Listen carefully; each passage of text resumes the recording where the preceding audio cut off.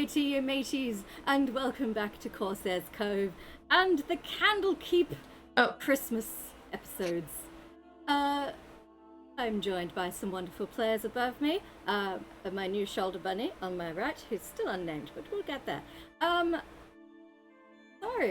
We are today going on to the next of our Candlekeep adventures, the Scrivener's Tale, which I like because obviously Scrivener is a writer and I'm a writer, so it's automatically very, very cool. So let us whip around and introduce these wonderful people above me. Let us start with Ardana. Yes, Karen, I forgot to remind you to change my name on the overlay. Oh no! What is it meant to be? It's supposed to be Jenny, not Januarin today. It is meant to be Jenny, not Inmarin. Give me a second. Yeah, Introduce yourself while I work out how to do that. Januarin got very hurt last session and is currently with a broken leg. Also short. Yes. But yes, hi, I'm Ardana, or Joe, or Oi, either, if a majority of my players have any say in it. I am the GM and channel runner over at the Lorite. Today I will be playing Jenny, the autonomous bard. I think even with Junior, Jenny is I think even with the new character, Jenny is probably the smallest of this group. We shall see. I don't think so. Oh, I'm a literal mouse. I mean, that's true. There we go. Oh yeah, that's true. Your character might be actually be smaller. We went from really tall people last time to really small people this time. Yes, Jenny is a green. Oh, and Jenny is a green-clad autognome. Currently, hopefully, still with her best friend Phidias, the awakened moose. Last time we saw them, they were fleeing through a labyrinth in a desert. So we don't actually know what happened. It will remain a mystery. Alrighty, next, Eris. You lovely Hello. person. Hi, I am Soteris, your friendly neighborhood ferret. Today I am playing Nathaniel, the awakened mouse wizard, one of Yort's chosen family, the patriarch of the mice of the Candlekeep. Excellent. And the lovely Viking Mitch. Hey going everybody, I'm Mitch, also known as Big Viking Mitch. You'll find me on Twitter where I will occasionally twat. Also on Twitch, Big Viking Mitch. And today I will be reprising my role, unfortunately, as Junior Jingles. If all the stuff I had to do last time wasn't enough, apparently almost dying doesn't get me off work, so I'm still here. Absolutely not. We expect attendance and a modicum of enthusiasm. I can do the first part. Too far, yeah. And last but certainly not least, the squarest of pegs, the Jack Square Peg, in fact. Hi, everybody. My name is Jack Squarepeg. You can find me on all the social medias in the same name and at my new business website, dungeonmasterondemand.com.au, where you can, if you want, have online games run for you, or if you're based in the Melbourne, Naarm area, we can come to you. I am doing it with my business partner, Abby, and we're all very excited. In fact, Karen might get in touch if I've got some plans in the new year that I might get in touch with. It involves puppets and certain things. Yeah, I've got some ideas because I own the business now, so the expenses are mine to decide what they are. But it's going to be really fun. And yeah, you can check me out for TTRPG content and the occasional video game potluck at all of the things Jack Square Peg, spelt how it sounds. Lovely. And who are you playing tonight? I'm playing Tali. Tali is a veteran of these games. She is a Vulpin detective based in the wood. many things have happened to her, and it was a while ago, so I have no idea what happened last time, except she probably invited them to her home and fed them because she's a mother and that's what she does. But we'll figure out the rest as we go. Whee! Absolutely. And I realized I didn't introduce myself, so I am Karen, the Mother of Bunnies. Performer, writer, internet addict, puppet lover. This is a puppet. Wait a second. And we gotta share the glory of the puppet. Poop it. You Yay! can follow me on social media. And find me here. Mostly playing video games, but occasionally DMing. Like I am tonight! We will be doing the adventure, The Scrivener's Tale, from the Candlekeep Mysteries. And it's a doozy, guys. I'm excited. It's gonna be fun. Possibly more fun for me than our characters, but you know, we're all here for a good time. I was taking this off a moment because, we did have a mass shooting in Australia yesterday. It's really horrible. We don't really know all the information yet, but it has been bad. And I know when things like this happen, I just sit there and wish there was something I could do. But there is actually something really straightforward you can do if you live in Australia, particularly if you live near Sydney, is you can go and donate blood. This is the link to the Lifeblood Centre Finder. You can find out where your nearest donation centre is, and you can go and donate blood and plasma, particularly if you have O-type blood. They would really appreciate you donating. You can still donate if you are other places in Australia. They are transferring blood to Sydney, where it is needed at the moment. So if you can donate blood, and you are willing to, please follow the link. And give, because one of the tiny solace of really horrible things happening is seeing people step up and help, and it's been really touching to see everyone who's already stepped up to donate blood thus far, so thank you very much. If I can add something real quick, as a regular donor, O is important, but also the most common blood type. Many people think that, everyone has this, so I don't need to. Everyone has that type, which is why you have to, or don't have to, but you need to help with that, because they're going to run out of the most common one first. And it's, I think it's also like the universal donor type blood. Yeah, it's what they use negative if they're is not the sure what universal. the blood type is or something, right? Exactly. So whatever the most common blood type for Australia is, in Sweden it's A positive. Most common one and O negative. If you can, please help. Yes. And as someone had commented elsewhere, blood donations will need to be a kind of increased ongoing. People will need treatment for a period of time. So even if you can't get down and donate like right this week, please sign up to donate next week in a couple of weeks, because they will still need that increased amount of donor blood. Yeah. I would love to donate, but because I am in a relationship with a man, I am not allowed. Yeah. Josh isn't allowed because he might have mad cow, and I'm not allowed because I kept threatening to faint on them. Oh dear.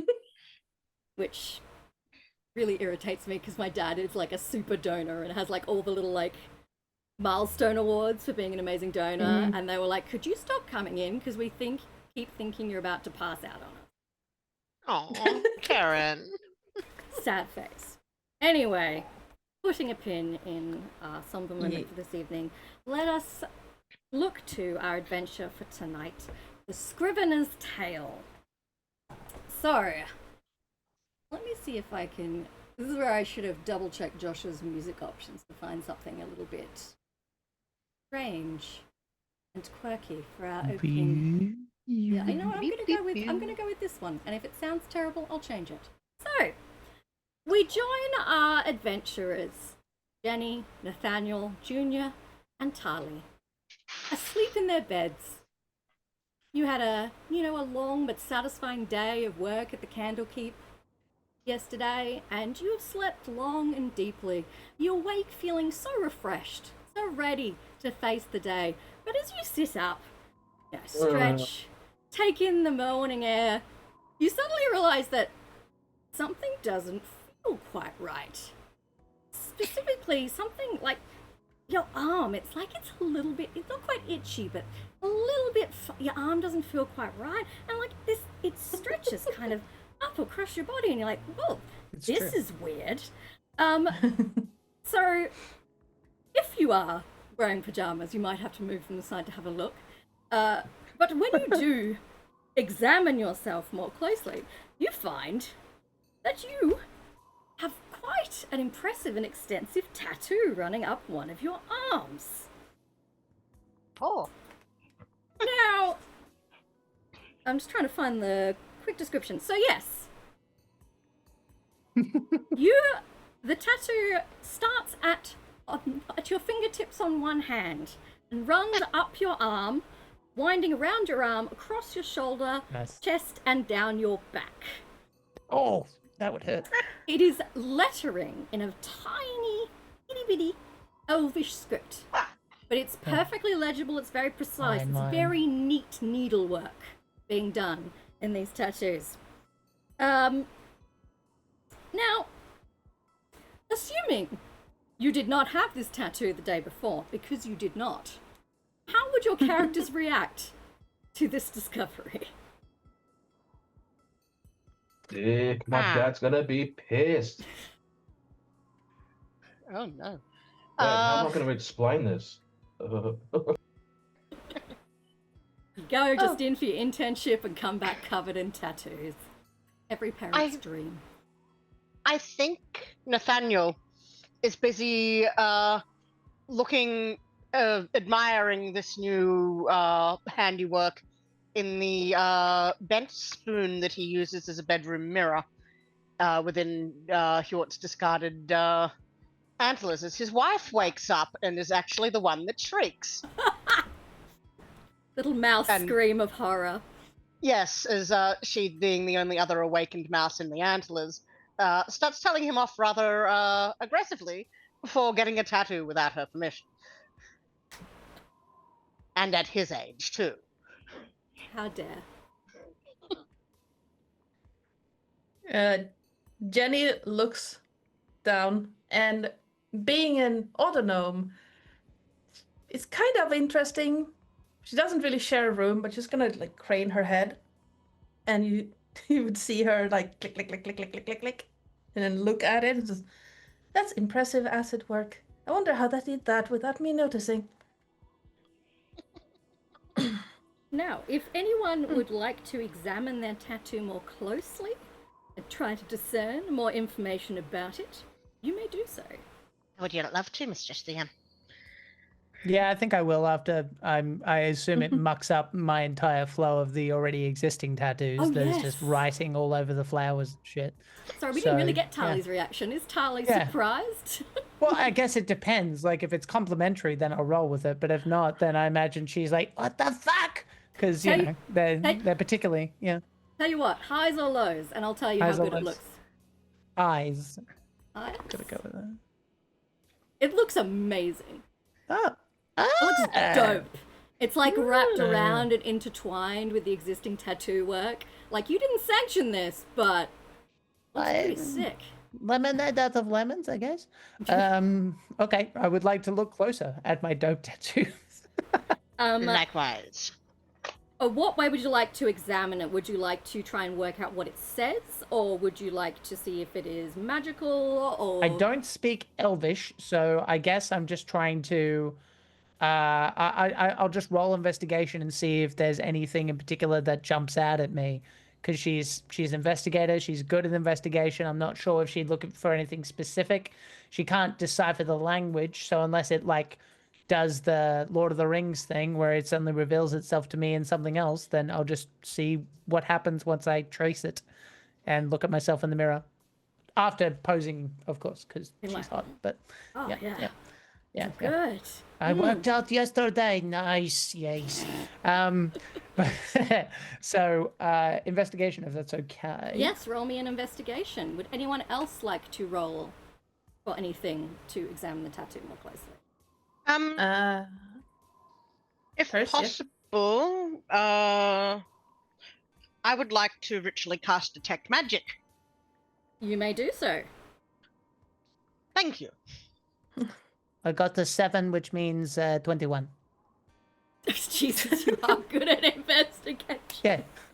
Yeah. You are given particularly that you already have tattoos, so you know what they look like on your skin specifically. You can tell that this tattoo was not put on you in the same means that your existing tattoos were. So it's definitely a tattoo. It looks like a tattoo, but it doesn't match an appearance the way your other tattoos do, which makes you think, because it's a 21. This is probably some sort of magical effect that has created this mark up your arm. Interesting. Okay, I will take that in. Did anyone else want to roll a check on their tattoo? Otherwise, we'll jump to Nathaniel's detect magic results. Yeah. I rolled a Jenny's- 20. I'm looking around the room. I'm not looking at the tattoo. I'm looking to see if anybody's been in the room to cause this. And check the door, anything like that. Yeah, with a nat 20, you can tell that nobody's been in your room. Your room looks exactly the same as it did last night, down to the crumbs on the floor. Cool. No one's been here but you. Crumbs. I think Jenny would look around, she's gonna try to figure out how a tattoo appeared on her metal body. Because it's like, I think it's embossed. yeah, it's like her first reaction would be, oh, that's acid etching, but how without me noticing? That would be impressive, to acid etch onto someone's flesh without them noticing or waking up. That would be impressive. Like, yeah, because she's an autonome, so she's completely made out of metal and wood. So someone has done this on her metal shoulder without her noticing. And she doesn't sleep. She's in an inactive state for 6 hours. So someone did that when she was technically awake. Awake and plugged into the wall. Awake, Yeah, plugged into charge, didn't notice. Not a great way to treat your machines, chat. You should you should shut them down properly at least once. Every Let couple them have of a proper weeks. shutdown so they can reset all their systems. Yeah. So Nathaniel's detect magic has unsurprisingly detected that this is magic. Shocker, this is a magical tattoo. Wow. And Darling. what a plot twist. We're all stunned. Calm down. It's magical. I didn't do it. So, Please stop screaming. I'm just trying to find the person. Okay, cool. Please stop screaming. I rolled a 10 to see if this was a magical effect. I'm not sure if that will give her any information. Basically, it'll confirm that it's a magical effect, but it won't give you any more information than that. Yeah. It's like, oh, that explains it. Okay, I need to ask a smart person about this. So Nathaniel, your detect magic is quite handy. Apart from discerning that it is a magical tattoo, you realize that it is pretty powerful as well. Like you dispel magic, greater restoration, and remove curse would not be enough to get this off your arm. You'd need something beefier than that. Oh, goodness. Well, my dear, I am going to have to go figure out how to remove this since your reaction to it was not favorable. So I will be back. I am going to see if anybody else in the keep has been thusly afflicted. Look after the children and the grandchildren and the great-grandchildren, and that I will return. I'm trying to decide what school of, because you get the school of magic. I'm trying to think what. Alteration. Yeah, like, hang on. Let me check what. Isn't it alteration? The closest in D&D? Is it No, it would be transmutation, wouldn't it? Where's that? Alteration, Skyrim. That's Yes. Alteration and transmutation are basically the same school. Different systems, but same school.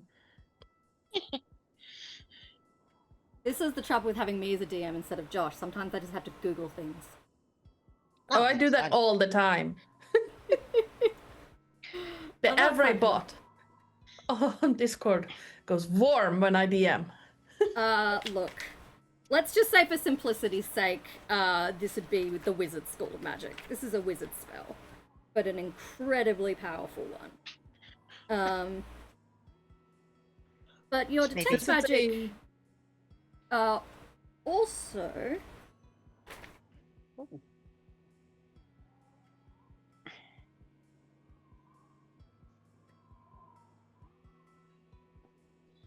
Yeah, cool. But your detect magic also realizes this magical tattoo has given you a new ability, which is nice. I appear to have grown in power. You can now speak, read, and write Sylvan, the fairy tongue. Oh, And magic can't put you to sleep. excellent. So you've got some cool abilities. There is, however, a drawback. And Nathaniel, as you step out of your antler-based home to seek answers, you're going to notice this drawback very quickly. You don't have a shadow anymore. Oh goodness, my shadow seems to be gone. Peter Pan. You got Peter Pan. Nice. I wonder where it's wandered off to. Shadow. How does one reattach it? Now, To the library. to the library. Now, just for the sake of expediency, would the rest of you go to investigate the library, or would you contact a specific person? What would Now be that you mention it, GM, I would love to do whatever it is that you recommend for the sake of expediency. Expedience. I mean, I'm going to just go out and see if I can find somebody else to see if they also have sick arm tattoos. Junior, I believe you find Nathaniel You boy, do you have moving, tattoos? trying to drag a rather heavy tome as a tiny mouse across the floor. It's moving like a millimeter at a time as he's pushing on it. Just, Your little dog is ready to fight, You- Terrace. Yeah, I am need, so like- sorry. he's kicking Do you need off. some help? You took those potatoes away. You need What? some help, or you good? I would love some help, boy. Oh, you seem to have been tattooed as well. Do you have a shadow? Yeah. Do you have a yeah. shadow? I kind of look down. Do I Junior, have a you shadow? do not have a shadow anymore. Your shadow has gone bye-bye. Nope. That's Oh, no. new. Where do I have to carry this to? Because I don't. Yeah, I'm. Just over there to the table, my friend. All right. Do you give me permission to carry you as well, or? I would love that. These old bones. Okay. Ugh, No worries. rather And then tired. I'll lean down and pick you up, and the book up as well, and start walking over towards the shelving that you indicated. Thank Are you. you Are you from Hjort's Antlers? I am the patriarch of the Antlers. I am Ah. Nathaniel. I was just hanging out with, working with Hjort the other day. Yes, I remember you. Yeah. Yeah. Good. Good. All right. Well, yeah. You're a Um, sweet boy. So in in service of this aforementioned expediency, as Junior carries Nathaniel and the book over to a table, Tali and Jenny both wander in, both surprisingly inked up, and you register that you all have the exact same tattoo running up one arm. Let's do the Spider-Man meme. Ready? You Spider-Man memed with great efficiency. You all point at each other. This is strange. Not only do you have a tattoo you definitely don't remember having done, so do 3 of your fellow... What do we do at the Candlekeep? What do we... Avowed. Avowed! Thank you, my brain. Yes. I'm so sorry about the barking. There's a large moth on the ceiling in the hallway, and he's either frightened of or angry at it. And frankly, that's very understandable, Jimmy. You know, you keep protecting Terrace from that giant moth. Now, all the Spider-Man pointing in the library gets some attention. And you see several of the other Avowed and guests of the Candlekeep kind of muttering and whispering at each other. And one of them, looking slightly more alarmed than the rest, scurries off. But for at least a few minutes, you guys are left alone pointing at each other. Is there anything you would like to discuss or do? Well, do the other Avowed that aren't the four of us have tattoos that are visible? No. You appear to be the only people, at least as far as you are aware currently, that have been afflicted with this tattoo. Now, it's worth noting at this point that the four of you were working together. A fact you may recall when you were suddenly all having something in common again. You were given a kind of pile of random books that had been kind of just shoved onto a random shelf somewhere, and you basically had to go through them and work out what the books were and what section they had to go back to. It was some pretty boring work, but you got through it. You had a stack, you got through it, you went about your day. That was what you guys were doing together yesterday. And now you're all tatted up. It's going to be another one of those things that this place does to us. Ports you around, and now I've got tattoos. I don't know. Well, at least you did not get a whale dropped on you. Oh, that was very funny when it happened. Not for you, though. No, I didn't even know my plates could go those ways. Well, you seem to be in perfect working order now, aside from the etching on your person, much like mine. Ah, yes. I suppose, well, and he's going to hold up, well, actually, no, he can't hold up. Tap on the cover of the book that is, I'm going to say, Magical Markings of Mischief, which is the only book he thought of that might be of use. But you can tell me if it has anything of interest. I doubt it does. I'll tell you for free. It's not going to help you. Yes, I don't think this is particularly useful. This is more about magical graffiti than anything else. Nonsense. Maybe we should go see like one of the higher ups, because I suspect they'd want to know that there's been some, I assume, magic happenings going on. You know. Yes. What Junior? are you that impression? Would you like me, as the self-appointed grandfather of the group here, to write a letter to your father to let him know that it is not your fault that you have a tattoo? Oh, it's whatever. I'll see him when I see him, and he'll just have to get over it. Hopefully, it's not there anymore. Hopefully, we can figure it out what's going on. Before he ever has to know. Yes, that sounds like a good plan. Oh, so you're like, your son is, your father is the big cheese? Yeah, up with like Santa Claus. He's like the number one elf. Right. Senior Jingles. I'm your junior. dad is the senior Jingles. Is the Yeah, I'm I've junior. heard of him, and I don't pay attention to that. Yeah, that's rough. Mhm. You remind me of a guy named Jerry Christ. That was a tough gig. Yeah. Yeah. That's a story. That guy was cross. As I you was, are, yeah. Jerry Christ, whoop-de-doo. I was drinking, now I have milk in my sinuses. Thank you. this is going to a great start. So as you are comparing ink and wondering what the hell happened, the Avowed that you saw scurrying off looking worried a few minutes ago returns, slightly red in the face and out of breath, and says, if you would mind, could you come with me and see Great Reader Tellus, please? I think we need to, just come with me. Oh dear. And he scurries off. And basically Who is that? gestures like, come on.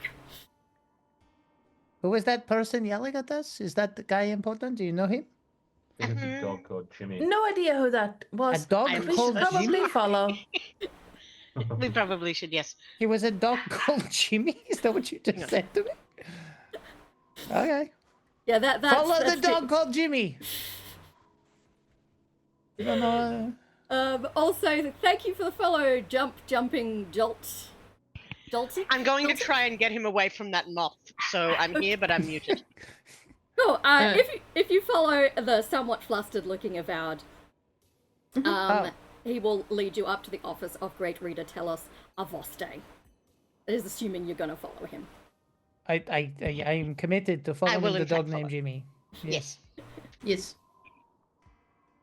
Cool. So Telos Avoste is a human archmage, and you would know from your time working at the Candlekeep, he's the foremost expert on the subject of curses. So he basically was raised in a very magical kind of community, knows a lot about magic, is very comfortable with it, but has an innate understanding of how it can potentially be dangerous. Oh, no. And which may cause to give you some slight sense of trepidation as you make your way to his meticulously maintained office. Dude keeps a tidy ship. And the flustered Avowed opens the door and escorts you in. And you see him lower his glasses slightly to look at you, peer at you off the top and says, "Please, may I see the tattoos?" Absolutely. Certainly. And oh, I have an idea here, Terrace, if you allow.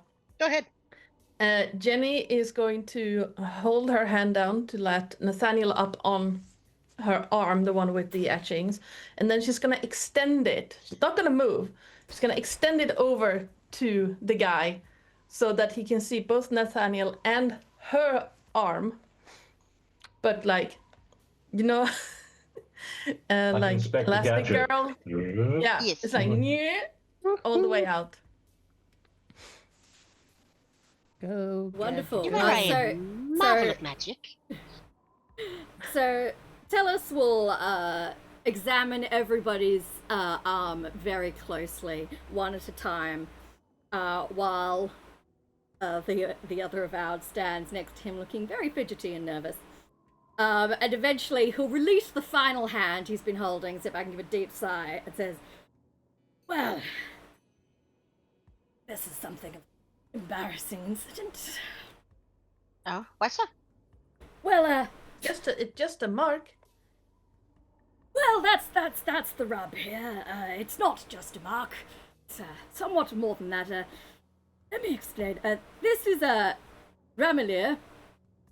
Ramelier is also a human man, in his mid-40s, and he looks pretty mortified right now. You may recall Ramelier was one of those who brought you the books to be sorted yesterday, don't you recall?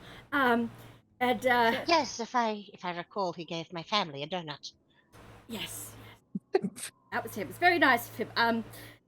It would appear that one of the books you were given was a tome with a specific sort of danger inherent with it. This book, in fact. And he holds up a small book bound in soft brown leather with its title embossed on the cover and spine. It's 7 inches tall, 5 inches wide, and its pages appear to be made of an ancient, delicate parchment. And the title reads, as may not be a shock, The Scrivener's Tale. If you were to flip open the book, you would see that inside is written Sylvan in a fine, spidery hand. So, this was one of the books you were looking at yesterday, and I'm assuming that one of you read from it in some way, shape, or Oh, that may have been me. Oops. Well, I tried. It was in Sylvan, which I couldn't read yesterday, but I can today. That's funny. I like that. Well, to say this book is cursed is kind of a bit of an understatement. It's extremely cursed. It's meant to be kept in strict seclusion, but somehow it has ended up jumbled in with a number of other books, and then Ramilay here unfortunately bundled them all up together and gave them to you to sort, and then, you know, Nathaniel clearly read from This the is book. your fault. I turn to the other person. This is your fault. You gonna tell my dad? What's going on? Oh, Oh. is this We're gonna directed sort at... this shit out. I just like them saying it to both of them in general.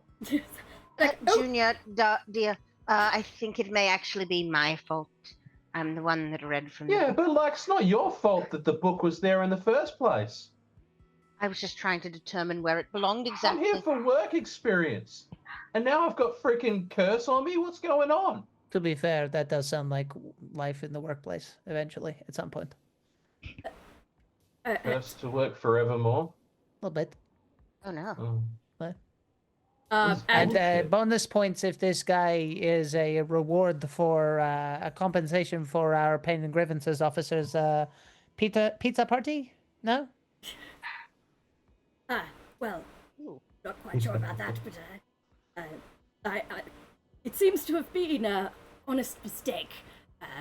But if you allow me to explain a little more thoroughly, the book, The Scrivener's Tale, was brought to Candlekeep about a decade ago. It was given to us by a noble adventurer called Makil Rillen.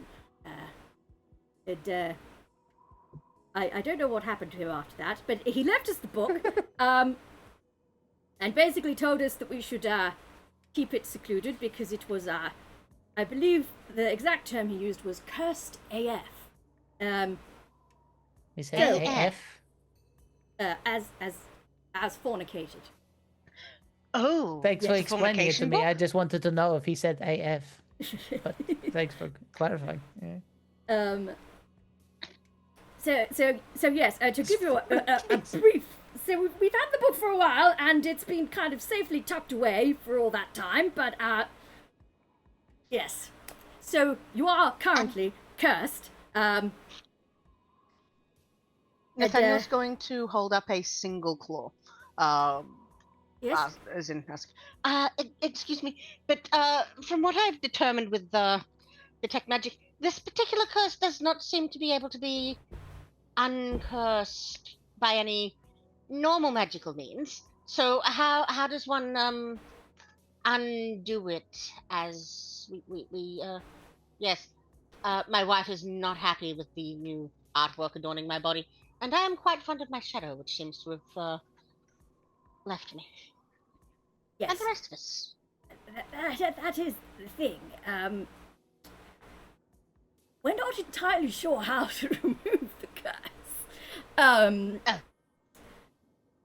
Your best bet, maybe to try and find the man who brought it to us, Adventurer Rillen, I believe lives in Baldur's Gate, and hopefully he may be able to provide some answers as to how to remove it from you, because...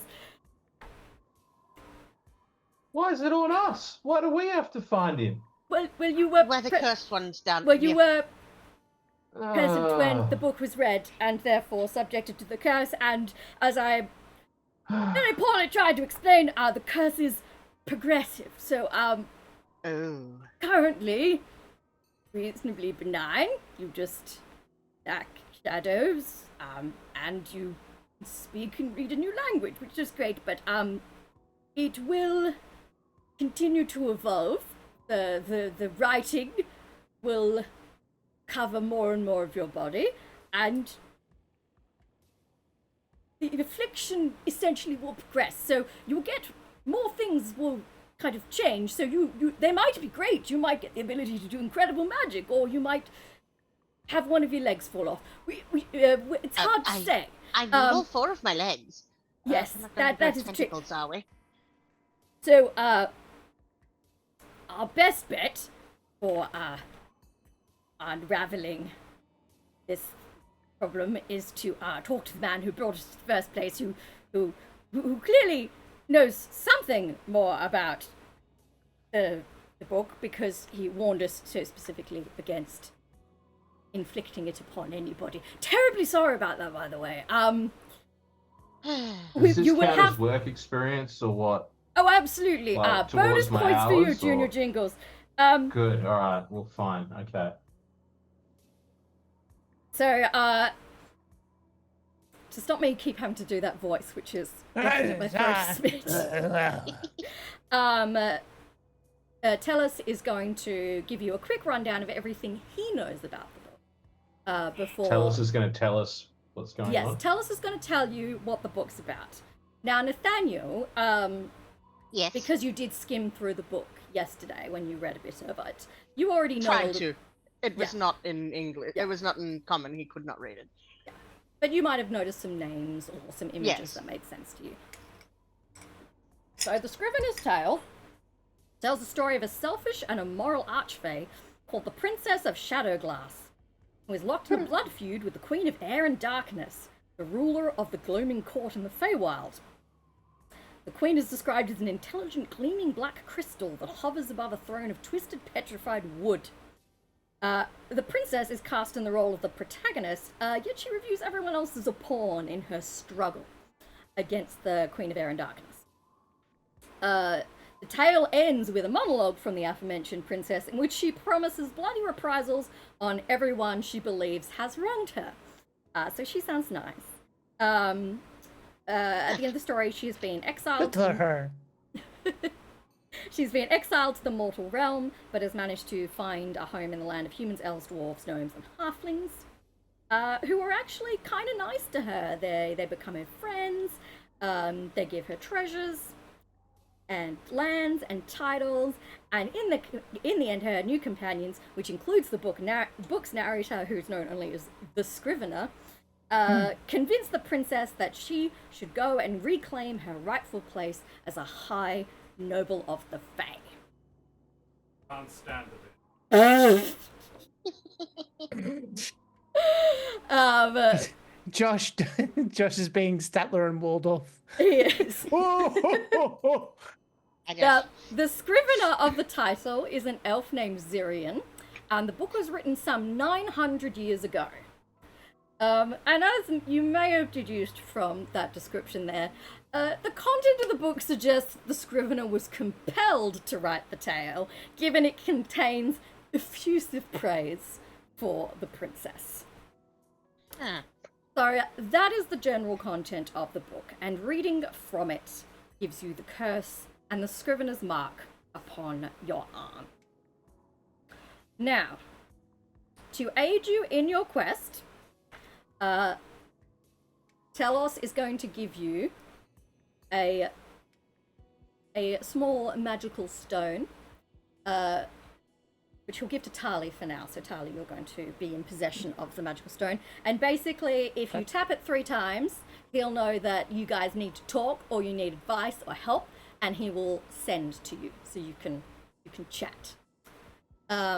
In case none of you have sending or you're out of spell slots. Excellent.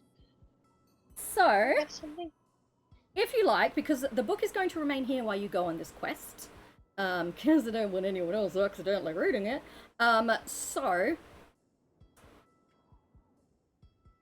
If you would like to take any opportunity to examine the book in any way before you leave, you're welcome to do. Sure. Why not? Or are they cursed? Okay. Yes, I don't think we And now we double can read the first. dang thing. Yes. Don't take too long because we don't know how quick this thing's gonna happen. You're quite right. You don't know me, son. It won't take long. That's good. Cool. Would anyone like to examine the book in any way? partner. Or ask any Yeah. questions of Telos or Voste while he's still I'll here? I'll speed read it. So or for those who have never played with or remember Tali, her whole thing is unfortunately being locked in a back office reading logs of crimes and shit, and that's basically what she does all day. So she's the king of speed reading. So I would love to investigate this book and look for clues and so on. Very well. If that's okay, Karen. Yes, roll the check for me. That is a 17. 17. Unfortunately, 17 doesn't tell you much more. I'll use my inspiration then. Sure. Actually, I've got a thing where I can use the help action as a bonus action. Oh, great. May I use the help action? Go ahead. Excellent. Scooby-Doo. So he'll It's much better. scurry up your arm and onto your shoulder and peer over. But, yeah, she always has a pencil in her mouth, so she would have made like a tiny little one, so you can do the same thing. Yes, Yeah, thank you. like a toothpick. Delicious. I don't know what 12 plus 17 is. 29. 12 plus 29. Yeah, that's... See, I knew it all along. Also, hello, Ellie. Welcome. You are also one of our favorite people. So your super high co-op investigation. While this book looks really like delicate and old, you're pretty sure you couldn't hurt it if you wanted to. Like, just the vibes, this thing, like if you kind of give it a bang or you poke anything, this thing is fucking indestructible. Like, you could take a sledgehammer to this, you could cast fireball on it, it'd be fine. Yes, we have tattooed the mouse, and the Autobot, and the intern. And what happens if I gnaw on it? It's like an Always Sunny title.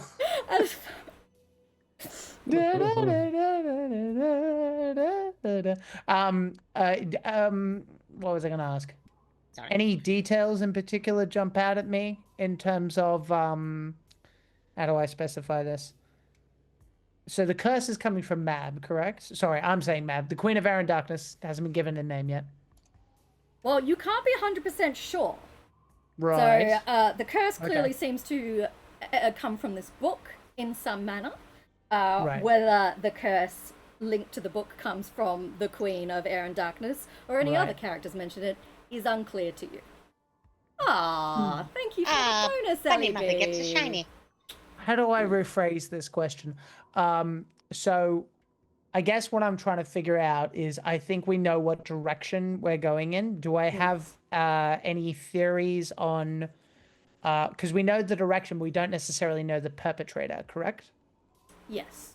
So, Right. given how high that roll was, I would say Yeah. if you were going to point the finger at a character mentioned in this book as being the one that cursed the shit out of it, you'd probably pick the princess herself.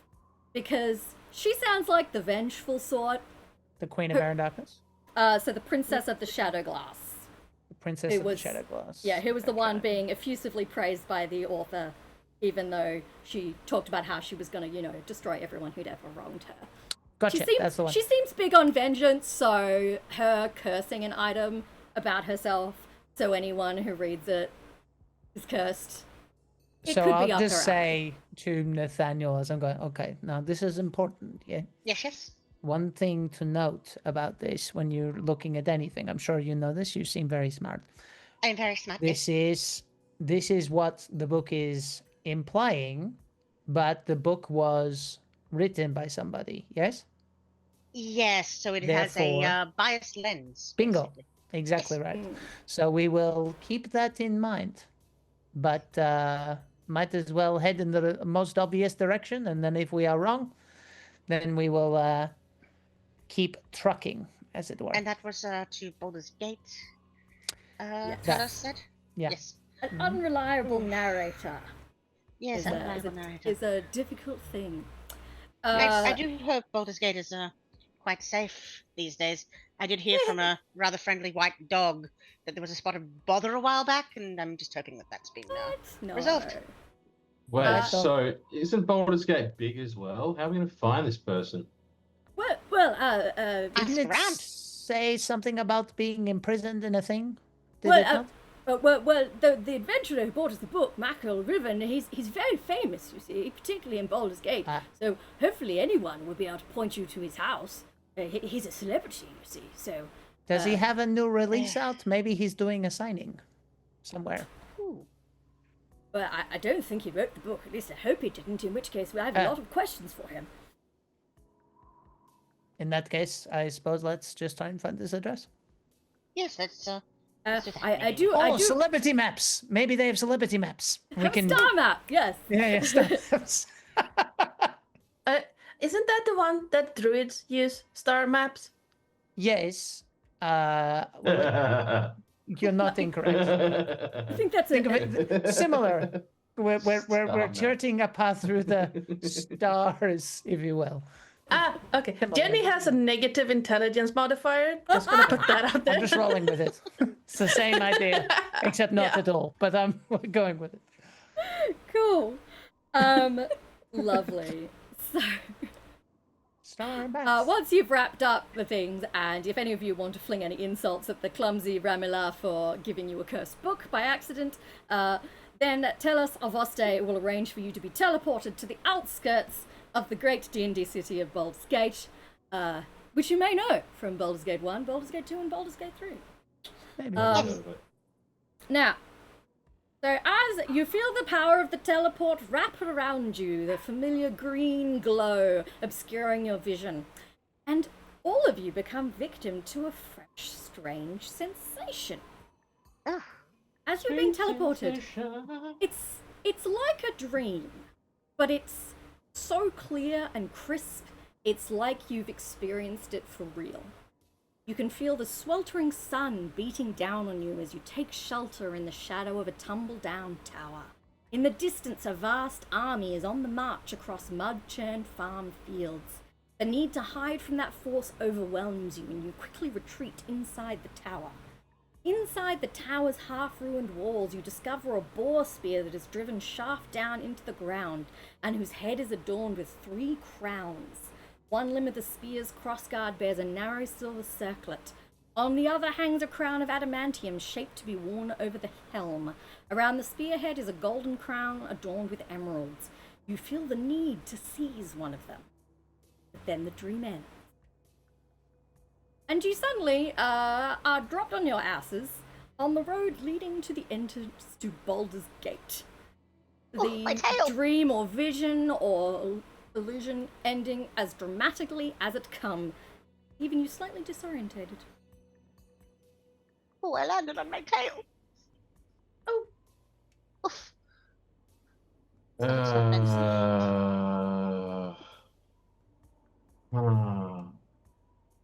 I don't want to be here. That's Just had a reasonable. rather confounding experience on my teleportation. I'm an old-handed teleportation with Fjord, but maybe it was... Did anybody see a spear with 3 crowns and feel the need to pilfer? Yeah, actually, good point. I did see that. I did as well. It wasn't just me. It must be the curse. Okay, that's fine, I guess. A little bit strange. Excuse me, dog. Please don't steal my Something about a spear and yeah. spear, Cool. crowns. If anyone would Army. like to make a history check to see if this symbolism means anything to you, you're welcome to. Sure. I would love Yeah, why to. not? I have a Two. +10 to history, so. Ooh. Lower and lower. So that is a 28. Oh, goodness me. Nathaniel does know his history. That's a 21. Oh my goodness! Jenny also knows her history. Well, that's more than you need. It occurs to you, Hi, buddy. it's a little person. Hello. Hello, small person. It occurs to you that you've seen this kind of triple crowned symbolism before. You recognize it. They're the symbols of Falorm, also known as the Realm of 3 Crowns. It's a kingdom that fell to an invasion of goblinoids nearly 900 years ago. Oh. The fact that the book was also written 900 years ago may merely be a coincidence. Oh, that's... Huh. Well, no one can say the small people cannot do mighty things, though that spear seems a bit strange in the context of being a part of a teleportation. Yes. Right. Is there anything you would What are like you? I just point at some person walking past. You boy, what day is it? to... You, sir! You. Oh, it's Christmas Day. Hello? Uh. Just to whoever's walking past. And it looks like a travelling pots and pan merchant. He's got like a stick with all these pots and pans hanging off and kind of spins it. What? I'll reach into my coin purse. It's my special move. And pull out a gold coin. Macol Riven? Or something like that? Is that the name? I'll turn to you guys. One Sounds of like you, it. one of you is bound to remember. It's Makil Rillen. Macul Rillen. Macul Rillen. Oh, okay. Got it. Macul Rillen? Does that ring a bell? Are you daft? You mean No, to I'm asking you a insinuate that I question. don't know who Mackel Rillen is? I put the gold coin away. Don't worry about it. I'll ask somebody else and just turn my back on them. Wow, Excuse hope me. you have a very poor day, sir. And he Yeah, you he too. clanks Enjoy off up selling the your hill. shitty plots. And then just ask someone else, and I'll pull the gold coin back out. Can you tell us who Mackel Rillen is without any sass, please? The next person you grab is a young woman who's clearly been out to Oh pick. no. I definitely do not grab her, starters, but I'm all about consent. You intercept her. Yes, wonderful. Advantage to know who Mackel Rillen Grab is. her attention verbally. While she raises an eyebrow at the lack of sass comment, she snatches the coin immediately and says, you'll find Rillen House in the upper city. You can't miss it, it's pretty poncy. Can you point just a general direction? You're on the road But we leading are- directly to Baldur's Gate, so she kind of looks at you strangely and then just points towards the city. And then because she's not a total bitch, she'll give you a little more information like, oh, you'll find it at the corner of such and such and such and such. There's a fountain in the square near it. You can't miss it. Thank you. I appreciate the help. I don't know if you guys know, but Mackel died 10 years ago. Damn it. Not ideal. I mean, his family still lives there. But yeah. Does anyone know to resurrect That's him? useful. Thank you. Yeah, just in case you're looking for him specifically. Sorry. We kind of were. This is not ideal. Thank you. Oh no. And Thank you for she your help, kind of beautiful lady. she kind of flicks the coin and catches it, and then sashays off up the road. You And go, could everyone- girl. Yeah. Tens across the board. Yes. you can hear her laughing at this these kind of outlandish comments following it back. And could everyone roll me a perception check, please? Sure. I am not very perceptive, but I will. Oops, Why did that not work? 18 plus numbers. 22. Not 22. Sure. Okay. 13. 13. Not 24, 22. 22. Tally? 23. 23. So was Junior the highest? I got 22. Oh, so Junior and Tally both got 22. Denny got 13. 13, and Nathaniel got Tyler got no- 23. 23. So, yeah. Yep. Nathaniel got a nat 20 for 22. Oh, okay. So Tyler got the 23. Sorry, I'm confusing myself. Yep. Yep. Cool. It doesn't really matter. It's just who noticed first. Now, Tyler, as you're yelling compliments after this young woman you only met 2 minutes ago, I just like women. I like women, strong, confident women. Go. Yes. oh, you're gonna love these guys then. All right. So good. you get a little prickle on the back of your neck, just a little Spiders. a little spider tingle. Since we continue the Spider-Man sub-thread here, you feel a little spider tingle on the back of your neck. That something bad is coming up behind you, and you turn around to a somewhat intimidating sight. Oh no. And appearing out of the woods outside Baldur's Gate, you see 4 Fomorians. And I had to look this up because I didn't know what they were. Fomorians Classic. are a huge giant, basically a mutated giant. They've been the victim of a curse themselves, so they're all disproportioned. They tend to carry large bludgeoning weapons, and they always have one massive eye. They might have 2, 3, or even 6 eyes, but one of them will always be significantly larger. So you see 4 of these lumbering towards you, and they look pissed. And if you look a little closer, because you got over a 20, you'll notice that these are being used as steeds.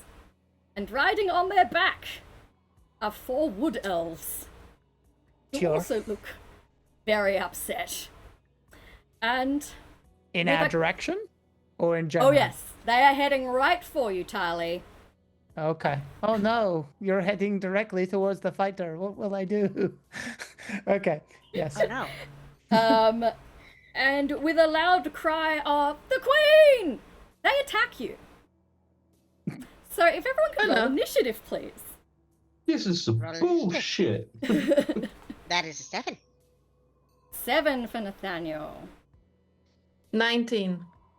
19 for Jenny. Initiative. 16 for Jingles. 16 for Jingles. Natural 20 for 20. And a nat 20 for Tali. All right. Which makes sense. You know, she is a cop. She She's noticed kinda like, first, oh, yeah. yeah. You get a moment to be like, holy shit! And I'm going to roll, I'm going to play these guys as pairs so I don't have to put 8 different No, yeah. you should. guys in the combat order, because, you know. Alrighty. Very well.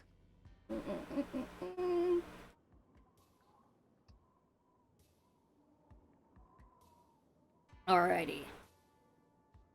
So we have, and I've already lost my pen. There it is. I'm great DM, very profesh. So we have pair 1, got a 17. Pair 2, got a 7. Pair 3, got a 16. And pair 4, got a 19. So Tali, very appropriately, you will get to go first. So Tali will go first, followed by pair 4. And then Jingles, what's your dex?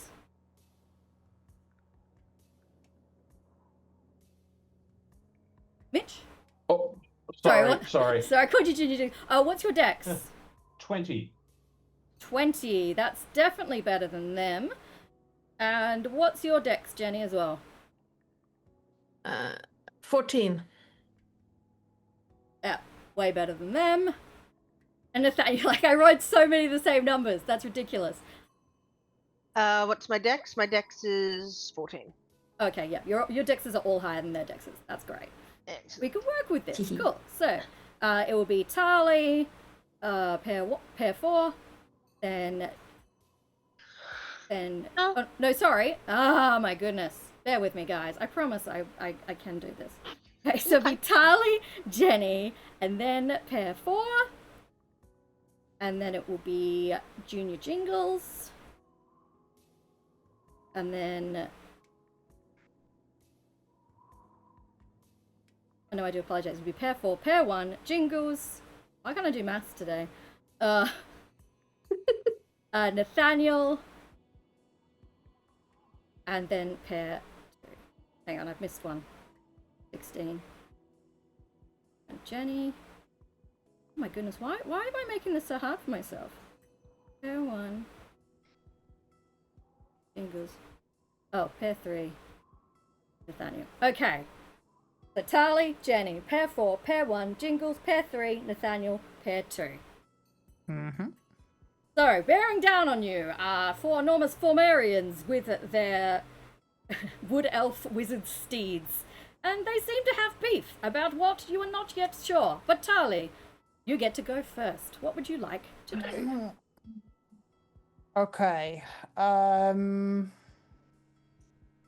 What I think I would like to do is remind me, we've got a wizard, a rogue, and what? Bard. Bard. Okay. Okay, so how far away are they? Is my first question. Let us say they are, because it doesn't explicitly state, so I'm going to say they have stridden, is that even a word? Hi Turquoise Vixen, thanks for stopping by. Let us say they are strewed. They have strewed towards you. They are 50 feet away from you currently. 50. Okay. And well, evenly that's- spaced. So there are 4 evenly spaced ahead of you, because I don't have a map for this. Right. And what is the terrain? Is it flat? What are we looking at? This is the road leading up to Baldur's Gate, so it's reasonably well maintained and wide. Let's say it's a Okay. solid 20-foot wide road. 20-foot wide road. Okay. They Okay, are blocking the way away from Baldur's Gate. So Baldur's I Gate is behind see. you. And they are, well, if you turn around, they're now in front of you. I see. Okay. Anyone else who happened to be in the vicinity has understandably screamed hysterically and fled. Okie dokie. So what I think I would like to do, depending on if I have the ability. Yeah, okay. Why don't we try this? I am a firm believer in the bigger they are, the harder they fall. What I would like to do is I would like to take my shield out from behind me, and I'm going to wait for the opportune moment when I can see one of their feet coming down on the ground, and then I would like to banana peel them with the shield underfoot Okay. so that they end up prone. I am a fighter. This is the best I can do. You would like to trip one of the Fomorians. Yes, ideally into each other, but the worst case scenario, I will send them onto their backs so that the wood elf wizard will go flying towards us and I can beat them. Yes.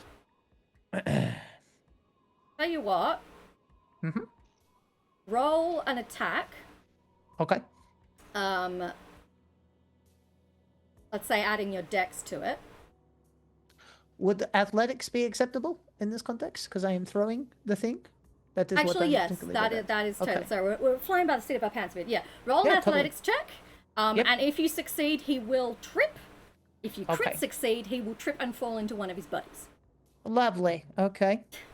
18. 18.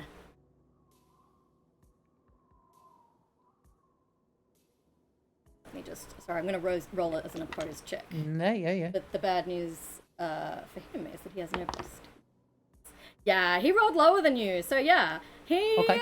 the Fomorian's giant foot slips out from under him, and he hits the ground. These things, they fall pretty hard. And I am going to roll. I suppose it should be a strength save, really. Oh, that's not good.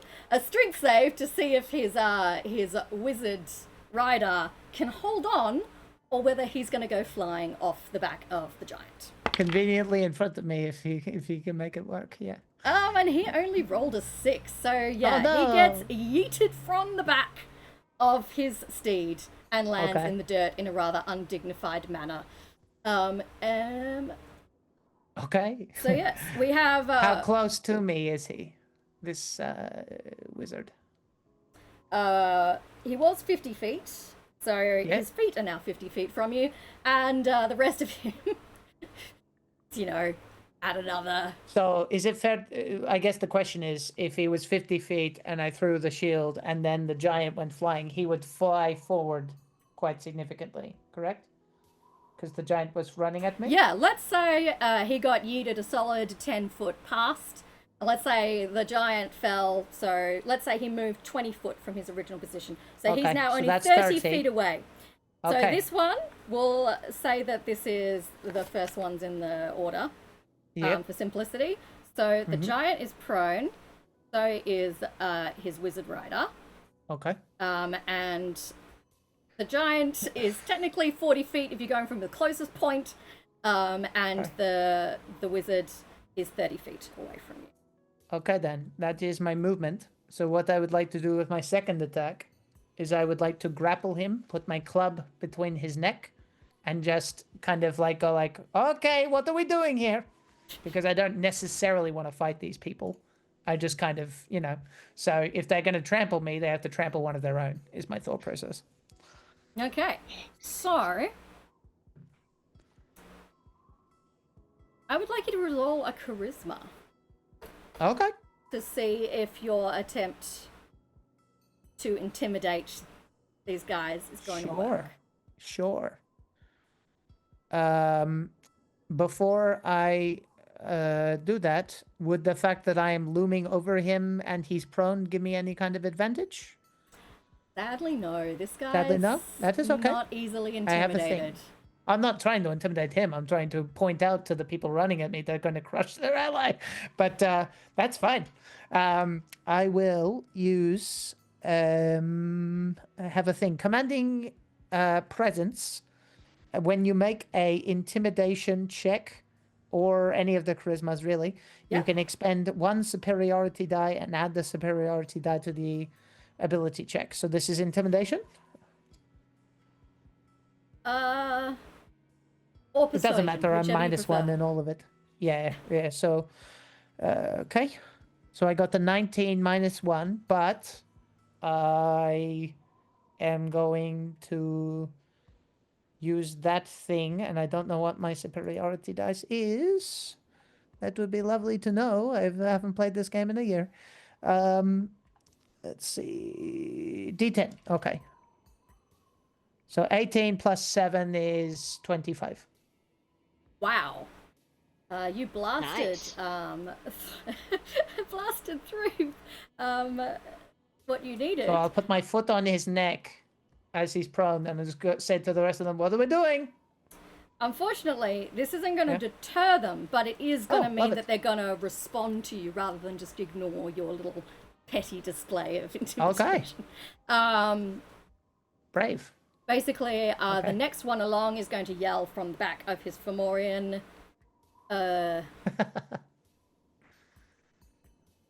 Return the book! Don't have Cursed it. ones!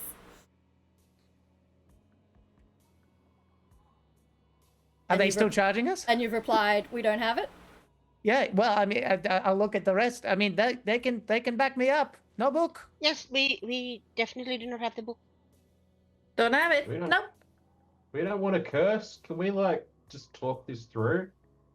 I feel like I'm violating the rules of like, hang on, who's next? Jenny's Me. next. It depends on if they've continued or if they've stopped, right? Because it's like, do we want to fight these guys, gang, or not? I'm holding my hands up. Yeah. I've just got my foot on his neck. If they're talking, I'm happy to talk, but it depends on the rest of the party, I suppose. So is it, Well, look, I will let Tali or Jenny roll persuasion to convince them that you don't have the book. Because it is Tali's. Someone that turn. isn't me, please. Yeah. I've And- already. and used Jenny's that I can do area. that. I got So if lucky. Jenny's going next, she can choose to try and persuade them that Tali isn't lying and that you don't have the book. Or you can All right. attack Jenny. like Karen expected. Well, I wasn't going to attack. My plan was to make Tali invisible. Because I have greater invisibility. Up to you. You can still make Tali invisible or confuse the fuck out of them. invisible or unknown. If I'm the opposing team, I would take that as combat's back on. Personally. Yeah, she's gonna try and make them back off because they are big Nice. and she is remarkably crunchy for a bard. That is a 27. Holy shit! What do you say? What do you say to these terrifying individuals that have turned up? Oh, well, we do not have the book. The book was left behind to keep it safe.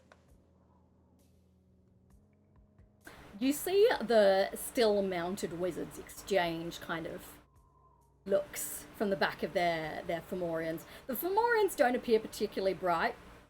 They kind of are just standing there waiting to be told what to do next. I'm like, we smash? That's okay, I have one of those too. His name is Yord. Look, if you think we're so cursed, would I do this? And I will kick the guy slightly so he can get up and return with his tail between his legs to his body. He kind of scrambles to his feet and like Come on, up you backs get. up, Yeah. dusts himself off. He's holding Left, right, good. He's holding a staff and he'll kind of point it at you and say, "You bear the mark. Where is the book?" We don't have it. Are we must. having a conversation, or are you going to continue pointing that at me? Because you saw what happened when you did that on a giant, didn't you?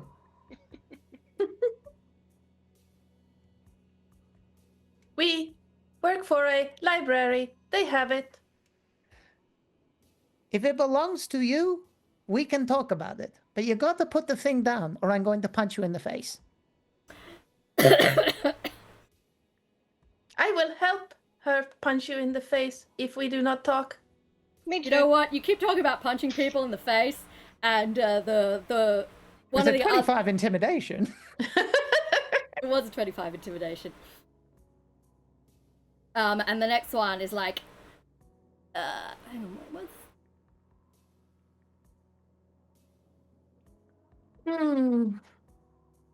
Okay, so one of the other wizards is going to shout in frustration, "Enough!" And he's going to vanish, poof, from the back of his Fomorian and appear on the road in front of you. Okay, good, And he good says, stuff. "We serve Her Highness, the Queen of Air and Darkness. We must retrieve the book, the Scrivener's Tale. You bear its mark, which means you must have it."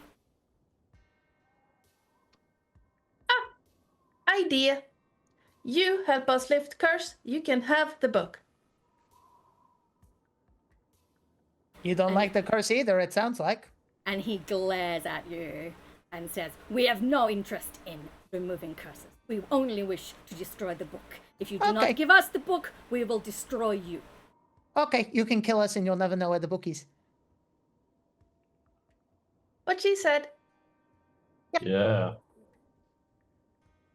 Okay, roll a persuasion check on that. If you kill us, you'll never find out where the book is. Someone do is not me. Thank you. Get off. I mean, What I can kind try of- again. what I'm kind the of top tech was wizard. that? I can chime in. Yeah. Look, Get off. we don't want any trouble. We were handling this book, and all of a sudden we've got all these tattoos and stuff on us, right? We don't like this book. It's obviously got something going on with it, and we just want to come to some sort of agreement where we're not going to die from this shit.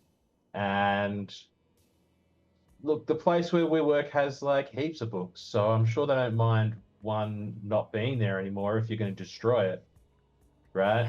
Quite frankly, I And don't look at think the they other want guys. it either. If Like it's obviously causing troubles from where we're from, so Ah, we can just try to get it here. once Um, Candlekeep the may, in curse fact, is be very removed, upset. yeah, And I'll make my persuasion check of 25. nice. Fucking hell. You guys Level are very 4. persuasive today. I was really hoping for you to flub this so they could try and bludgeon you to death. Okay. So No. the wizard that's been talking to you kind of draws himself up thoughtfully and he's like, "You mean no harm to the gloaming court?" The other guy's running at us. Why are No, there it's friendly fine. people? Do you know what that book is? No, actually. We would love to know now that we Yeah. have a mutual interest. We know And- it's cursed as fuck. What is fuck? Fornication. Fornication. You know when one elf Cursed as another fornicate. elf love each other very, very much. They Okay, can again, sometimes- enough, my goodness. Or just get very drunk. Humans. That too. The book. Not a human.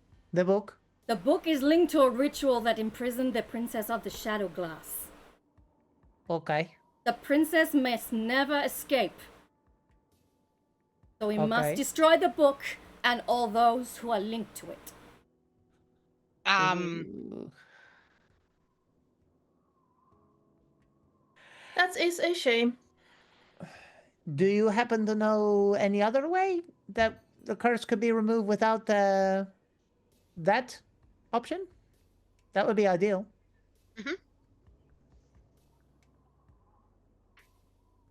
He kind of like pinches his nose, like this is the most, like he would have much preferred to just kill you all rather Sure. than have to have this conversation. He's pissed. Ugh. If we let you go to try and get the curse removed, will you, if you do not destroy the book, will you deliver it to the gloaming court for us? If you can Well- help us uncurse ourselves, then you don't have any connections to the book, yeah? And we can then give the book back to you because we don't want it anyway. Look what it did to us. And kind of does like a kind of, well, show me this curse then sort of gesture. He wants to see one of the tats. Probably the clearest on the robot. Yes, Jenny's gonna do the thing again, just waddle forward a little bit and then just Elastigirl stretch her arm out. And just to be clear, sorry, you said upon destroying the book, what happens? Sorry? I don't know what happens when we destroy the book. We'll find out when we destroy the book. Well, what if that releases the princess? It doesn't release evil or anything, does it? He clearly I doesn't feel want like- to admit that he doesn't know. I feel like we are all lacking information. And Enough of these information is questions! power. Shush! And he like examines Jenny's tattoo. He's like, Yes, you're well, right. this is very I- bad. I cannot remove this curse for you. Okay. Yes, we know that. We figured that out. We meant help us figure out how. We do not help humans. Okay, well, We are We will give you not 3 human. days to break the curse, okay. or we will return and destroy you and then retrieve the book. That is our offer. That Fair seems enough. entirely reasonable, everybody. Do you not agree? Let's go. I should have just And I'll fireballed just them. turn around and start walking away. I I don't do try and believe- kill if we don't have to. That's fine. Yeah. I believe this person is very confused, calling us humans. I'm a mouse. Oh yeah, none of you are technically human, are you? No, Fox. Can you do- Fox person. Well, not elves. You are True. not elves. no, That is true. decidedly not. Junior is. Well, if you change your mind and you actually want it to be done more expediently, we will be looking in, and I'll give the location of the author and stuff. It's like, we're This is going that where- way. This is where our next lead is. Yes. Do you I- say his name? The author. The guy you're going to The find. guy who got the book, Yeah. Makil Arillan, is the name. I'm walking away. So Does Tali say Makil Rillan's name? I'm trying to remember the context because Tali's smarter than I am, much smarter. Should I roll a check to tell if that's a good idea? Oh, well, you've either said it or you haven't said it. So, I don't know. Well, I'm gonna say no then because it's not like they've been particularly helpful. They've just basically said we'll kill you in 3 days. Yes. So they're still a pain in our ass. So I get the feeling she might, if they showed any sign of being helpful. I think the location will do, and she'll keep the rest close to her chest. To be honest. yeah, he just glares at you. Just like anything else. No, you've been so helpful as I pick up the shield underneath the dizzy giant that I tripped. Cool. This Elf guy's people. gonna misty step back onto his Fomorian, and they'll be like, away! And they'll turn and All right, bye. start Elf jogging people, off. before you go, one little thing. Have you considered that if you destroy the book, you may accidentally, inadvertently, perhaps tragically release the princess rather I than... think that would imply leaving her they thought trapped? about anything, Nathaniel, Yes, and I don't but, think that's in their strong suit. Yeah, but leaving her trapped forever is probably the better idea there, and not accidentally, tragically, catastrophically unleashing her into the world at large. So the one who's been talking to you kind of nudges his giant to turn back around, and he's like, the book is linked to a ritual that trapped the princess of the Shadow Glass in a prison when she was exiled. Yes, you have mentioned this. So destroying the book will prevent anyone from doing the ritual to let her out of the prison. We That is our appreciate you giving understanding. us the 3 days. Bye.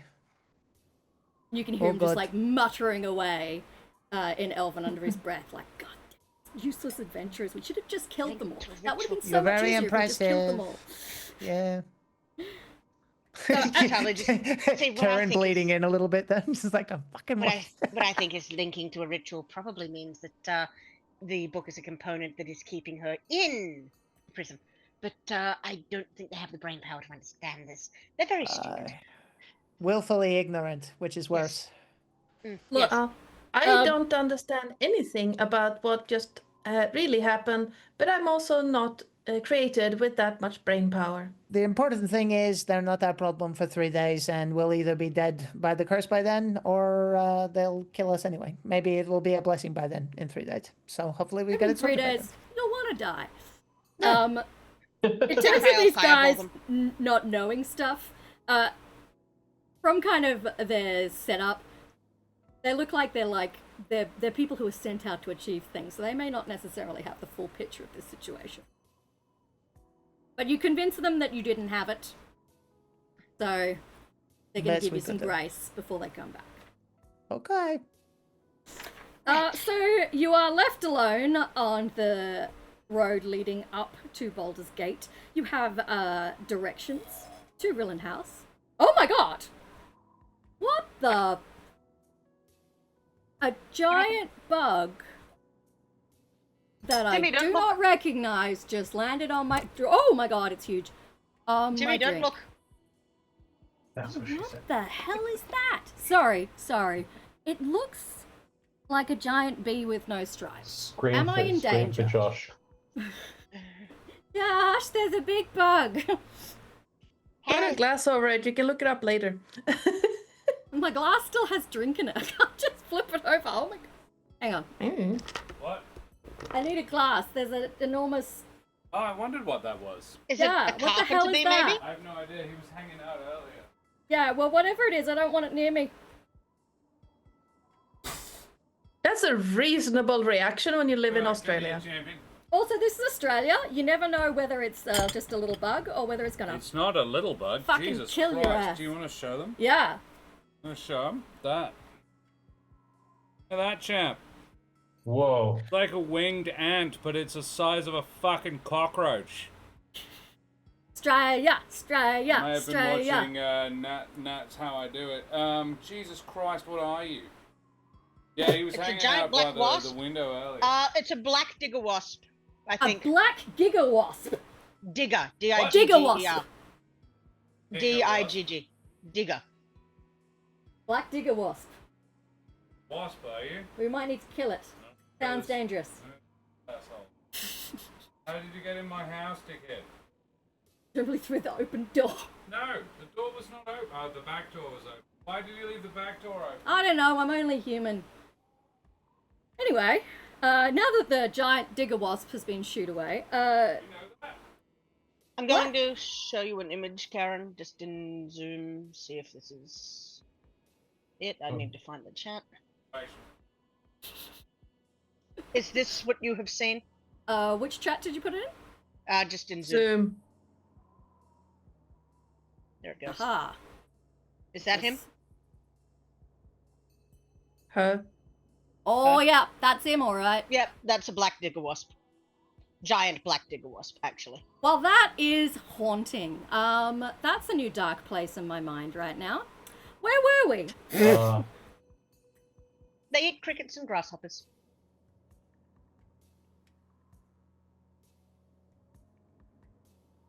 All right.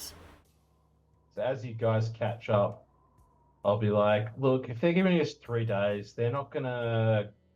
I mean, look, if we're in Baldur's Gate, they're not gonna come rolling in with big giants and think they can get in there. So, like, whatever. Hey, if they're not gonna help us, then we're at. They're wizards. I think they can if they want to. I don't think they particularly give a shit about anything but themselves. But I'm also a wizard. They seem pretty useless. oh, that's just because I'm awesome. They might be impressive. That's true. That's true. You are pretty awesome. Now, as you guys are walking towards the gate of Baldur's the gate of Baldur's Gate. Oh, it's the it's the cane in It's the Citizen Baldur's Kane. Gate. Oh my goodness. Jingles, you hear a female voice in your head. Female voice. Who says, I'm glad you got rid of them. Queen is evil and tyrannical. I'm not going to say anything out loud, but I'll stop in the middle of the road and kind of hold my hand up and just think in my head, can you hear me? Yes? And I'll stop and turn to the others. I've got like a voice in my head. Just give me a second. If I act weird, I'm talking to something. Yeah. And if my head explodes, tell my dad I love him. Turn back and just kind of keep walking. I'll just, and in my head, I'll be like, all right, who are you? Am I supposed to know who you are? What's going on? I'm the princess from the book. And I was wondering if you would like to end the curse that you're under, any chance? Yeah, that'd be nice. Care to tell us how? Well, you could free me from my eternal prison those bastards locked me up in. Right. And you're gonna do what when you're out? Whatever I feel like, I suspect. Do you want me to remove the curse or not? This is a simple quid pro quo. Okay, yeah. That seems reasonable. I'm gonna talk to my companions about this though. And I'll stop and I'll turn to the rest of them. All right, so the princess is in my head and talking to me and has offered to remove the curse, so that's cool. But they just want us to help free them. I don't think that's a particularly good idea, considering how tyrannical and unreasonable she seemed in the book. So you tell that impertinent mouse that it is the Queen of Air and Darkness who is a tyrant. Why do you think she imprisoned me? I was trying to throw her from her evil throne. Sorry, when I do this, guys, there's like Interception stuff going on in my head. They just started talking smack to you, Terrace. Well, hello. Can you? Oh, sorry, Nathaniel. Sorry. if I talk to you, Junior, can you hear me, Princess? I mean, I'm pretty certain they can just hear what's going on. Right. They Okay. responded to Nathaniel, so. Well, in that case, hello, and also, well, you've kind of got us over a bit of a barrel, but it's a situation, it seems to me, that requires both sides of the story. So the sooner you can help us understand, the sooner we can make a choice ourselves. So tell us your side, and then we will talk about it. So Tali, you were going to hear her voice directly in your head this time. Oh, hello. She's okay. clearly already lost patience with the whole relay system. Sure. Yeah. Like, the Queen of Air and Darkness is a vicious tyrant who I attempted, quite rightly, to overthrow. And since she didn't care for that, she banished me and then imprisoned me. And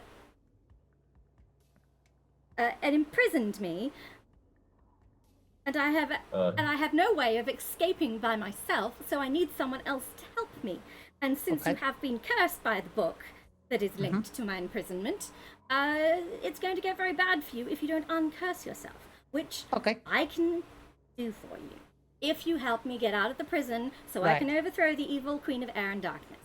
Okay, so let's rephrase this another way, okay? First of all, there are two things in what you've just told me.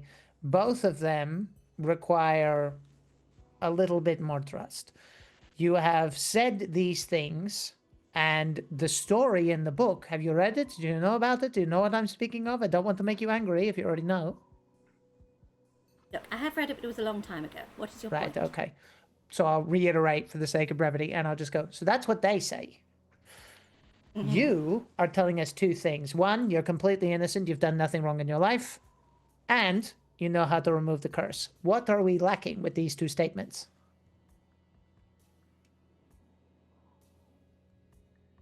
A reason to trust me? I was going with evidence, but let's go with a reason to trust you. Sure. You are running around the countryside because a magic book gave you a tattoo, hoping that maybe you can talk to a dead adventurer to work out how to remove the curse. At the moment, I'd say I'm your best bet. Vice versa, friend.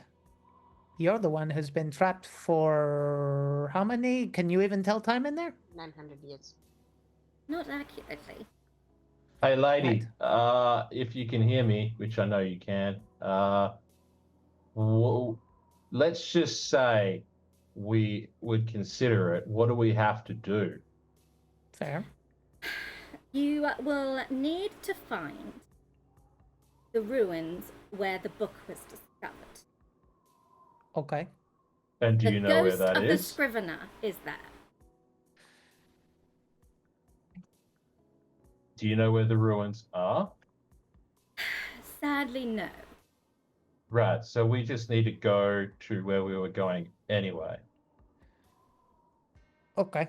Because they will know, presumably, the family of the Makil Rillan will know where the book was found, I would hope. I have no idea whether they know or not. I wasn't talking to you, shush. Oh,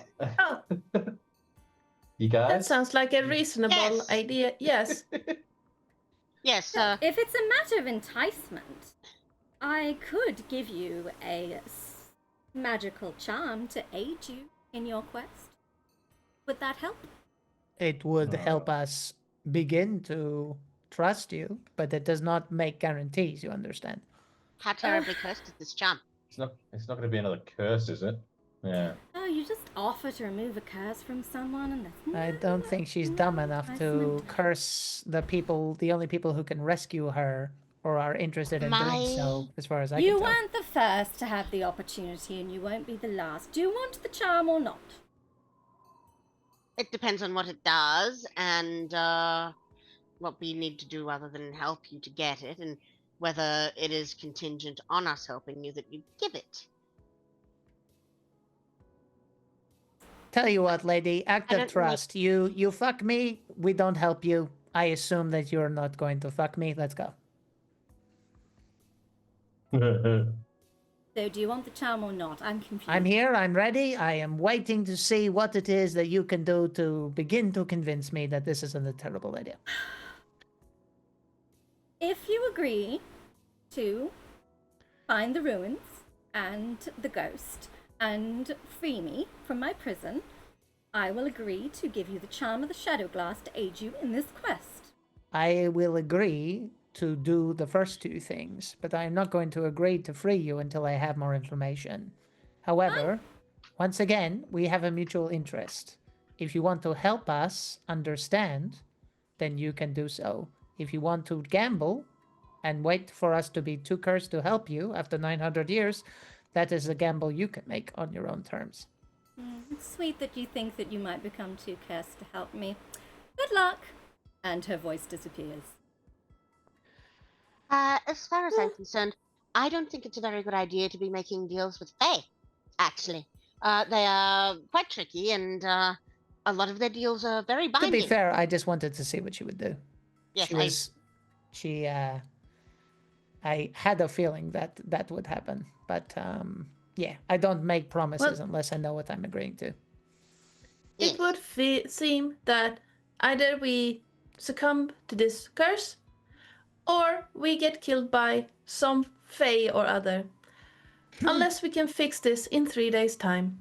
Either way, we're heading to the house in the ruins, and then hopefully we'll find out more.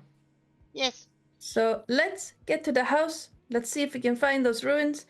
And yes. Today's some bullshit. What the? I woke up, I got some tattoo on my arm. I get sent to Baldur's Gate.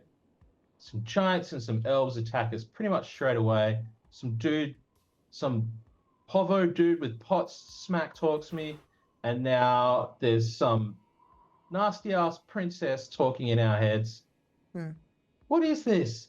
Well, if we have a bit of time, we can go on a pub crawl, and then it's like a Kentucky tour. A what now? This It's is ridiculous. a bunch of things that obnoxious young people do. I'm handing in my resignation after this, honestly. Can you resign if you're not employed? Well, I'm gonna just whatever. Stop going. I'm just not gonna do this anymore. This is just bullshit. That's fair. Then you're so good at this. No, I'm not. Yes, you are. It's just looking after books. Anybody can do this. No, they can't. It takes special skills, and you have them. I You can have confirm lots of potential. it does require a certain kind of Oh, I person just to look after books. I just want to play games. Anyway. Oh, you should do that. You're young. Yeah. Yes. As you continue to banter your way up the hill towards the entrance to the city, we're going to take a little break. So we're going to take 5 to 10 minutes to refresh beverages, refresh ourselves, Kill a hydrate wasp. ourselves.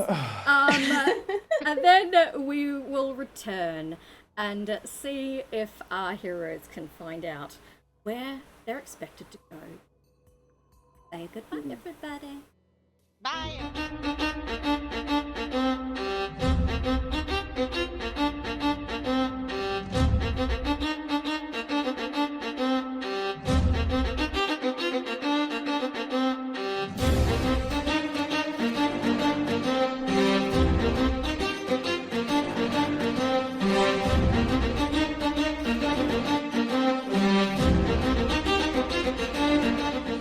Avast and ahoy, TMATs! Welcome back to Candlekeep, and our continuation of the first part of the Scrivener's tale.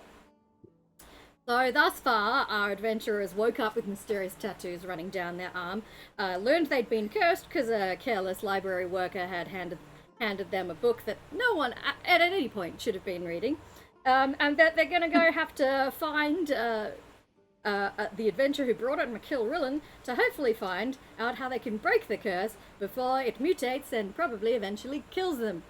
So far, they've been challenged by some wizard warriors from the Queen of Air and Darkness, who seems pretty keen on destroying the book herself. Luckily, through powers of frustration and just being slightly frustrating, you convinced them to give you some time to work on the curse yourself. Then the princess spoke softly in your ears, saying that she has been imprisoned. She'd really like to be free, and if you did so, she might just help end that curse. But you guys aren't fools, so you were like, we don't trust you. And she was like, well, I could give you some magic. And you were like, we don't trust you. And she's like, fine, fuck you, good luck. And off she went. And now, Thank you very much. Is that what happened? a very abbreviated version of what happened. For anyone who is just joining us. And now, Legit. Hello, both sides of the team. Would you like to work with us in this situation? No. Oh, okay. Well, then we will decline. look, you haven't been fortunate to meet any reasonable people yet, so. That's true. We are in agreement there.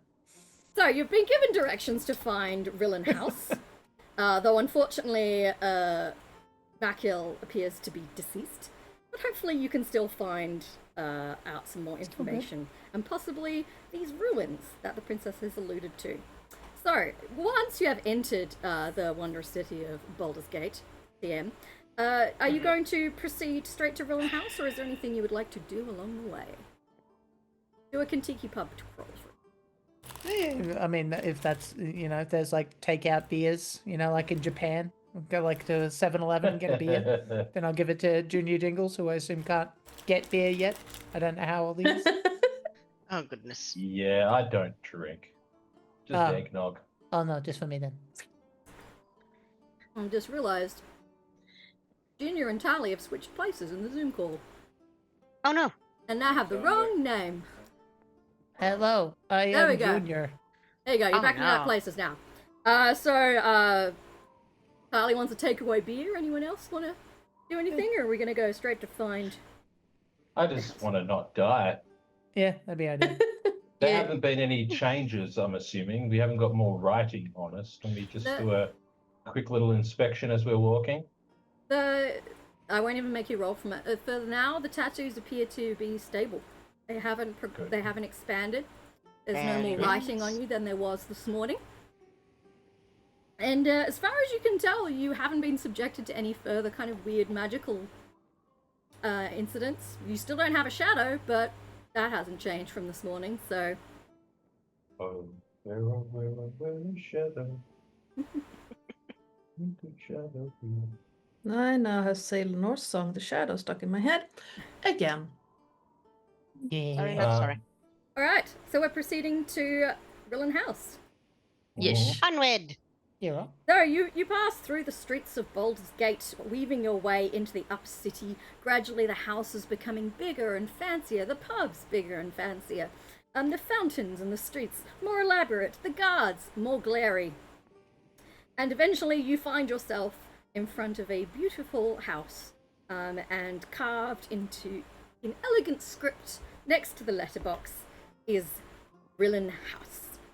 You can see the front door up a short flight of steps and an ornate bell with a tantalizing rope pull dangling below it.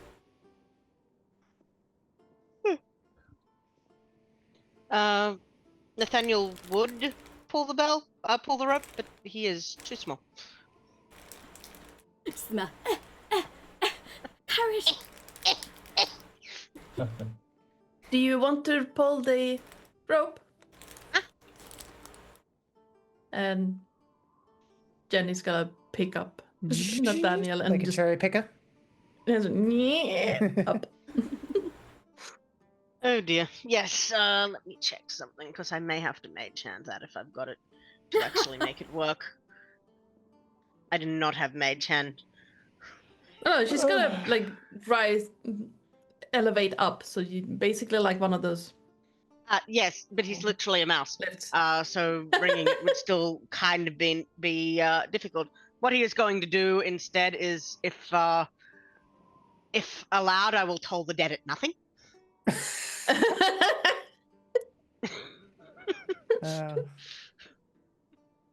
All right.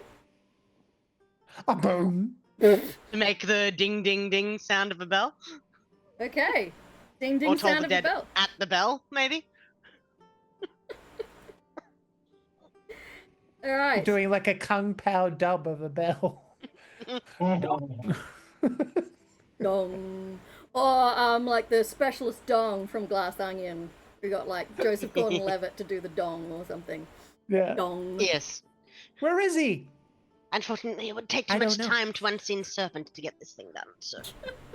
After a moment, you hear footsteps. And the door swings open to reveal a human man dressed in a pristine uniform and a slightly haughty expression, who you can only assume is the butler. The butler takes in this unusual group of individuals that have turned up on the doorstep of his master's house and says, "Hello? Can I Hello? assist you?" We are from Candlekeep. We have questions about a book. A book. Yes. Yes. Your an adventurer lived in this house that had left that book in the care of the Candlekeep library. We would need to ask some questions from his family, if possible. Question for the four of you. Yes. How many of you, if someone was to look at you, would the tattoo be exposed? I am a naked mouse. Okay. Naked mouse. Check. Yeah. Is Oh my God, Jenny... a naked jerk. Kind of the Clothes, sleeves and the Mediva? legs, probably. Yeah. Jenny's wearing a green dress, like one of those kind of like, Victorian child Sunday best kind of green frilly thing. Yeah. Basically, would your arm with any of the tattoo on it be exposed? Not really. When she extends her arm, you can see it in the bit that goes beyond the fabric, but other than that, no. She is, however, a doll. She looks like a porcelain doll. Not creepy Junior at all. Tali, Would there Yeah, my hand would be exposed, but I wear kind of long sleeve shirts, so there'd definitely be tattoos visible on my hand. That's about it. Because it's magical, I assume you can see it through her fur somehow, which would indicate, yeah, you can see it on her legs. Because I imagine she kind of wears like cargo shorts, and she's wearing like kind of just a basic t-shirt up to the sleeve, so stops about there. I'm going to say that because the butler is used to summing people up, and because all of you have a little bit of the tattoo exposed, at least in some way, he's going to notice it. And Excellent. you'll see his eyes sort of just stick on it for a moment, and then jump to the next person, and jump to the next person, and jump to the next person. And you can see him, like, trying to keep his composure, but clearly this means something to him. And you've also mentioned a book, and magic, and Candlekeep. And all of this combines to have some sort of impact on him, but he's pretty good at putting up a mask. So he's like, if you will step inside, you can wait here, and I will see if my mistress is able to receive you. And you are escorted into the front hall. There's like a bench and little chairs there. Have a seat while he bustles off into the depths of it. Thanks, James. Thank you. Thank you. What a peculiar man. So if you nice. He's actually the nicest person we've met in the city so far, if you think about it. Yeah, that's So true. yes. Nobody's. Oh, I did not mean that. He is nice, but he is also peculiar. True. It's not mutually exclusive. if you guys look around you, this is obviously quite a nice house. This is a family that has money. You'll also notice on one of the walls is a tapestry of the Flaming Fist emblem, which is obviously the soldiers in Baldur's Gate. If that fact is of interest to you. Ew. And you'll be left there for a few minutes, and then the butler will return. He'll give a low bow and be like, if you follow me, I will escort you to mistress's. Thank you, sir. And you can follow him into the house, and he will take you upstairs and to the left, and into a quite elegant and well-furnished study, in which is standing a rather elegant and intimidating woman, who he will introduce to you as Evandre Rillen. And if you want to see what she looks like, that is her picture there. Love it. So she's wearing a military-inspired outfit, but not strictly speaking the uniform of any particular military designation. Nice. She is wearing her sword. She's standing behind her desk, looking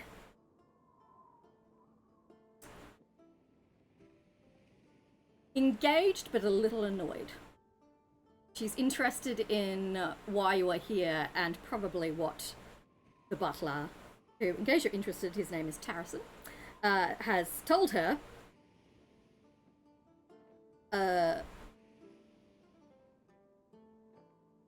But yes, she seems brusque.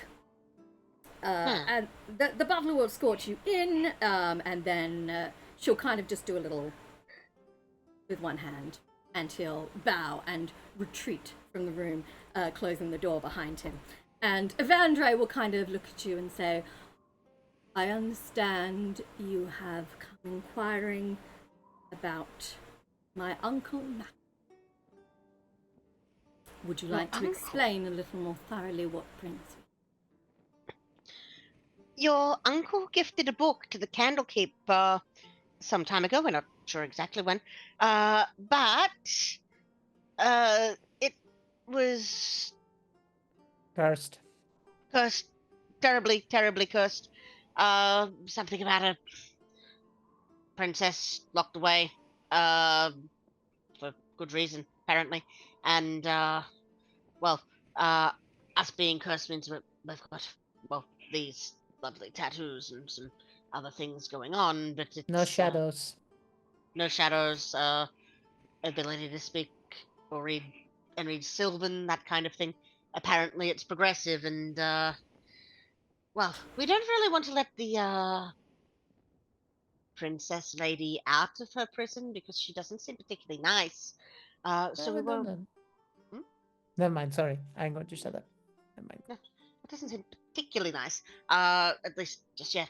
But frankly, what we're looking for is a cure and a way to cure the curse.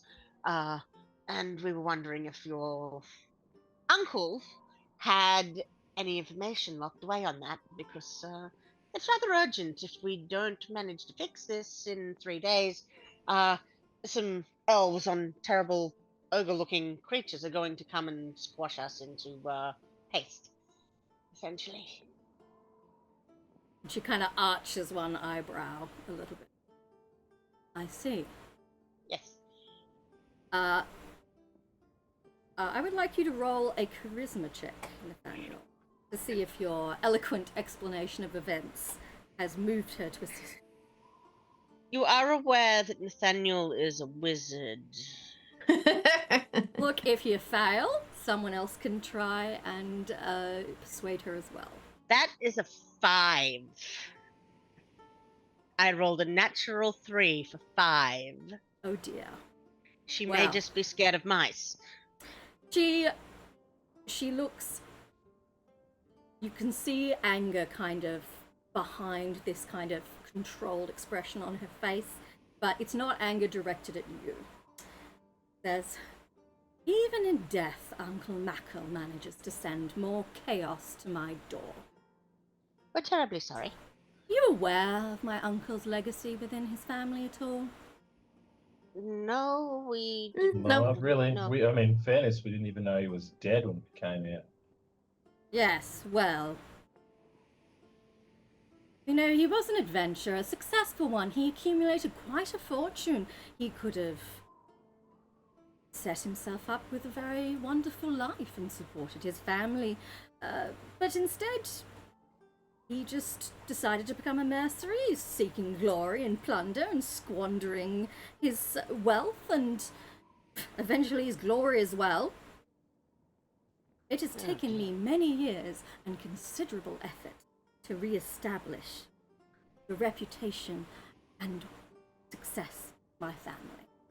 So, forgive me if I am not overly enthused at the prospect of delving into one of his many less savory. I mean, look, you don't have to really do much. You just need to point us in the direction of maybe some info that did he journal or something? Because if you got those, you can just look at them and you can go about your day. Please. Charisma check from you, Junior. Sure. 24. Ooh. Something That's about 19 more than mine. I just don't want to take up any more of your time. You look like you're busy. Oh, that is exactly And you're right. obviously really pissed off with how he is, so we'll just get what we need and get out of your hair. Honestly, that is the exact right note you need to hit with her. She is a professional woman. She doesn't like to waste time.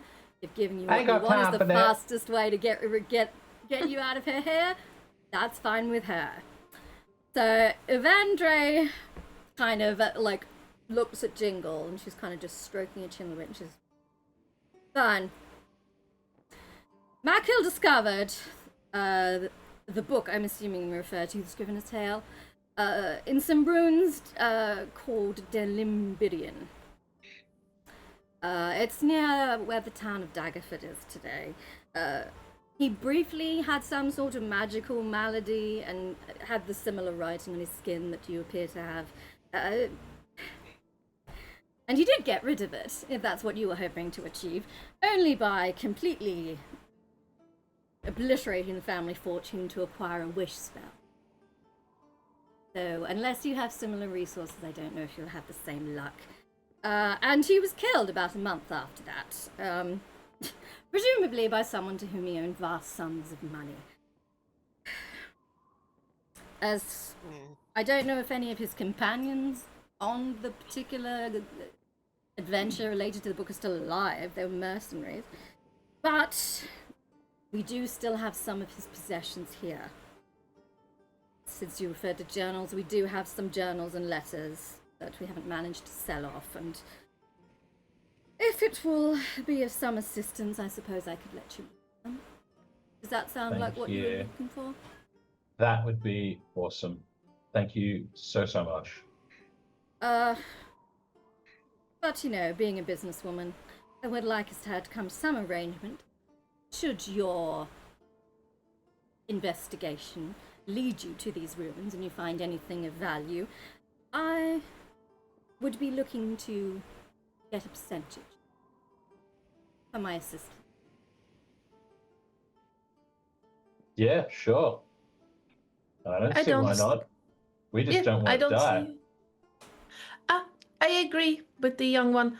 Also, if you're looking to be rid of the journals and letters for some compensation, I would recommend contacting the Candlekeep library. They might be interested. Suppose we'll see how this pans out. Shall we say 50%? They pay for that stuff on too. anything of value you uncover?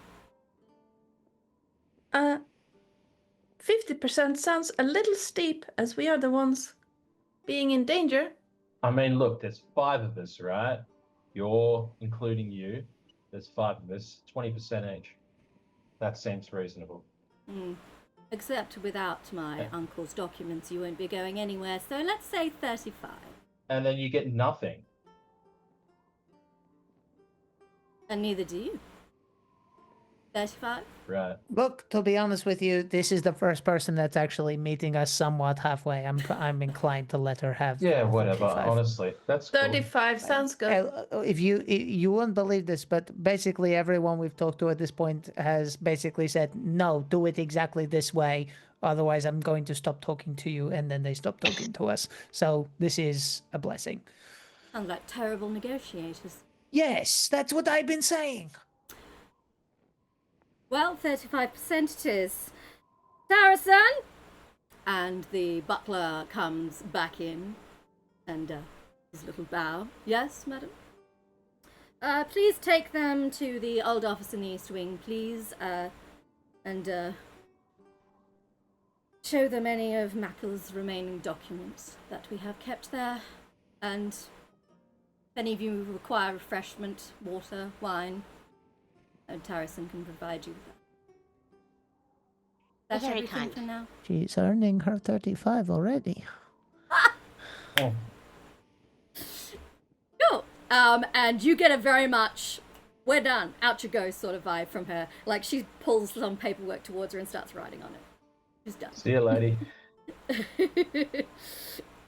Cool. If you follow Tarison, he will escort you to the east wing of the house, into what Evandre has referred to as the old office. Did you like McKeel? I'll ask him very quickly. Did you like what, sorry? Did you like Maciel? Just ask the butler. I have no opinion on Mikhail one way or the other, sir. Great. All right. Cool. Alright. You are escorted to the old office. This dusty chamber is crammed with stacks of old books, barrels of broken tools and weapons, unmarked crates, and shelves of bric-a-brac. The grimy windows barely allowed you to see the city beyond. And as you watch, Tarison will kind of just wander. That one. And he'll extract, as if by magic, 3 specific boxes from this chaos. He's good at his job, Tarison. And present them to you as all that remains of Makil's possessions from his adventuring times. And then he will ask you if any of you would like something to drink. Water, tea, wine. Eggnog, please. Wine is fine, thank you. If you have milk, I'll have a little bit of milk. I And do you- not drink. Very well. And Tarrison will go, though worth noting as you start to search through these boxes, he will come back with your beverages after a few minutes, and then he will sit by the door and watch as you look through the things. So you can dip in your beverages and poke through some boxes. What was the name of these ruins again? Sorry? Dingle Dangus or Delimbirian. Delimbirian? Now, there are 5 items to find.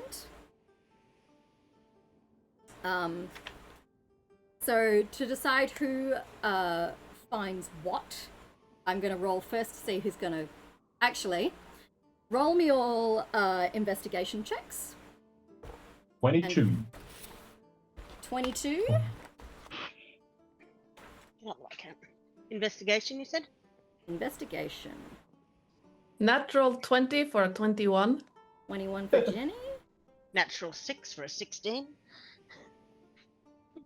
32. Sorry. Is that Oh. 16, Nathaniel? Yeah. Damn. And 22 for Tali? 32. 32! Jesus, Okay. Tali. 18 plus 14. Bloody hell, I forget how amazing Tali is at investigation. Yeah. It's like Charlie she's built finds for it. a portal that takes us directly to the ruins within the box. Cool. So, Tali, My you were going to... superpower is paperwork. Yeah. So, Tali, because you rolled the highest, you're going to find 2 objects of interest in these documents. Okay. If you would like to roll in chat, because D5s don't exist in the real world, Sure. if you would like to roll me 2 D5s, these will tell me what items you discover. We have 5. And another one. And another one, please. That'll be a D4, though, because 5 is gone. Oh. But you got a 2 Well, anyway, let's so go that's with the fine. 2. Yeah. 5 and then 2. So the first item, Tali, you find that appears to be of interest to you is a piece of parchment that is shot through with dry rot. And it crumbles the second you pick it up. Well, it starts crumbling. But the bit that remains in your hand that you can still read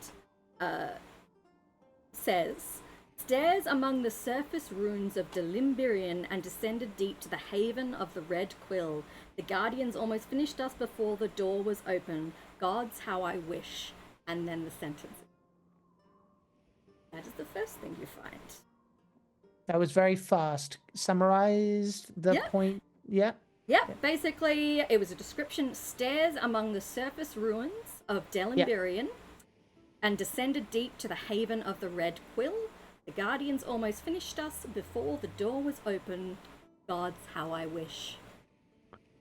Okay. I'm going to particularly underline Red Quill because I don't think we've heard that term before. That is a new term that you have not heard yeah. before. Yeah. The next thing you find is a folio torn from an unknown tome, which details the history of Delimbirian and Falorm, which Nathaniel correctly identified from the dream as being a kingdom that fell Yes. 900 years ago. Falorm was one of the, also called the Realm of the Three Crowns, things you may remember from the dream. Falorm was one of the many kingdoms of old in the north. When the Realm of Three Crowns fell, the kingdom of Delimbirian rose after it. Hmm. And you are looking for the ruins of Delimbirian. So, next will be Junior. So, Junior, could you roll me a D3 to see which of the remaining items? 1. A 1! You find a map! Most Yay! convenient! It's labelled Delimbirian and Environs. It shows a few locations in the above-ground ruins of the city. A note written on the map in Elvish identifies one site as Haven of the Red Quill. And this handwriting looks awfully familiar. It almost looks like the handwriting in the book, The Scrivener's Tale. How curious. Now, Nice. next was Jenny. Could you roll a d2, please? Absolutely. Roll 2. A 2. A 2. Ooh. Within a stack of old bills marked past due, Jenny finds an unsigned and apparently unsent letter from Makil Dylan, which reads, "To my family, forgive me the vanity that took me from you and must soon claim my life or soul. You know how ambition corrupted my love for you. I pray that someone avenges the evils done by Nintra Siota, Princess of the Shadowglass, Lady of Dread Omens, Seeker of the Three Crowns. But spend not your own lives against it. The Scrivener bound her in his haven, and only there can I be free of her. But it is too late for me." Well, this is an interesting one. We Hey, sorry. Jeeves, how far away is Daggerford? That was the place that Delambirian's near, right? Yes, Daggerford is about a day's travel north. A day. All right, cool. Yep, cheers. And Nathaniel, Yes. I don't need you to get a roll because there's only one item left. You find, you pick up the folio previously discovered by Tali, and you realize that there's a note tucked inside it. The note talks of Makil seeking the shadow glass, which he expected to be a great treasure, but no further detail. Shadow glass. I wonder what that is. Probably something dastardly. Now, if any of you care to ask Tarrison, you are welcome to copy the documents or take them, but he will make a note of anything that you remove from the house to his purview. If you like, Yes. you can have a rummage around the rest of the room to see if there's anything else you would like to find. I would love to have a rummage. Actually, what I will do is I will ritually cast Unseen Servant to have it meticulously do the boring copying of things while we have a further poke about, if that's okay. Cool. I Whoever would actually do like this. to search the rest of the room, please roll a sleight of hand check. Oh, yeah. Alright. That was a sleight of hand check for what? If you are going to riffle through anything else in the room, you need to roll a sleight of hand check. 26. 14. Sleight of hand. Oh, come on. Okay, that's a 5 or 17. 17. Was Tali going to rummage, or is she satisfied 13. with the 13? 1-3. Okay. So Tali and Nathaniel, since you failed your sleight of hand check, you accidentally send Jenny. two separate piles of dusty items tumbling to the floor in a proof of aforementioned dust, earning yourselves a steely-eyed glare from Tarrison for your clumsiness.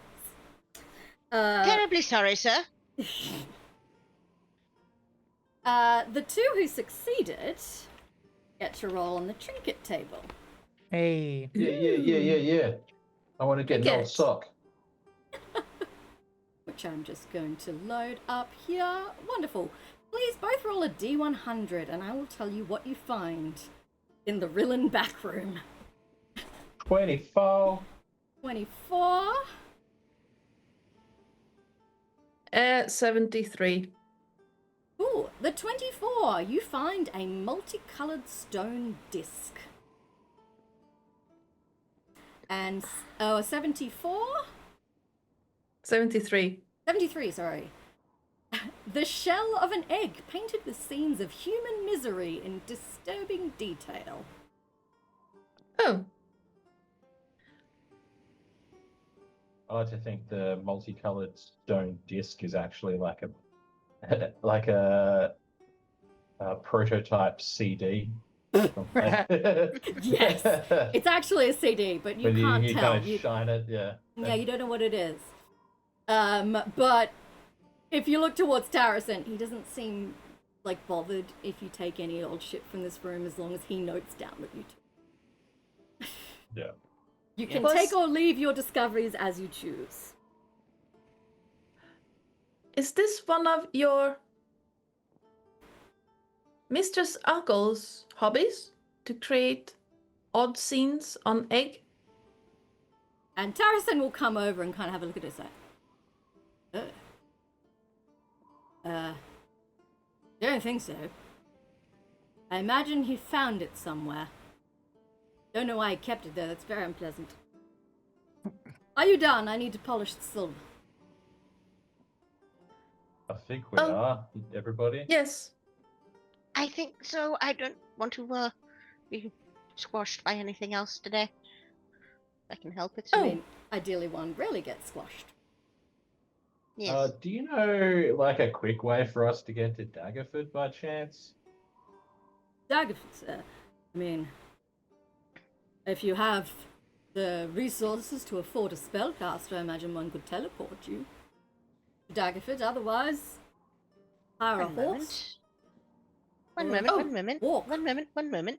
I think I have teleport. Don't know. I have a Phidias. A what? A what? Oh, Phidias is my friend. He's a white moose. I do not have teleport. I mean, yeah, cool. All right, I'm we just can- going to be nice and remind you that. I was going to say we've got that stone. Mm. And we Ah, could just- yes, yeah, that's what yes. I didn't want to say that in front of old mate, but like the You, moment we you get a can little bit leave of the house breathing before room- you bring it up. Like, Yeah, Yeah. yeah. As soon as we get out the door, maybe we could just. I mean, they bamfed us here. Maybe we can provide them with Oh, the yes. details of where we Oh, of need to course. get to, and they can teleport us back again. That would be 'Cause we're on handy, a- yes. We're kind of on, a A timer. deadline. We have a deadline. Yeah. Of death, in fact. A quite literal deadline. Yes. Yes. Dead. Oh, It's not really You funny. It's are rather quite scary. funny. so are we I going know. to call Teles? What was his first? Teles Avoste, the great reader Teles Avoste. Are you going to give him a call? Yes. Bring him up on the Ode Mobile. I believe Tali had it, right? Yes, Tali is carrying it. Yes. Yeah. Up, up, up. Even remembered how to activate it. Well done. You used The to number call you me have on called my is cell not phone. connected. Please check the number before Like, calling you're again. receiving a collect call from Baldur's Gate. Hello? Hello? Cool. Tali, you will hear Telos Avalte's voice in your head saying, "Hello, do you have good news? It's not the Have telegram. you is it? found, it's 25 words, Oh, where right. you need to go next. Please advise, love Telos." What do I do? She talked in my head. Yes. Stop. we we need transport to Daggerford. Stop. Lots of obstinate people, but making progress. Stop.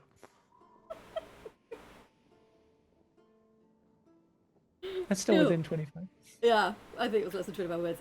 It's like, I know when that hotline bling, it can only be. I have concerns. Cool. After a moment, you'll hear Telos respond. Excellent news. See, wizard.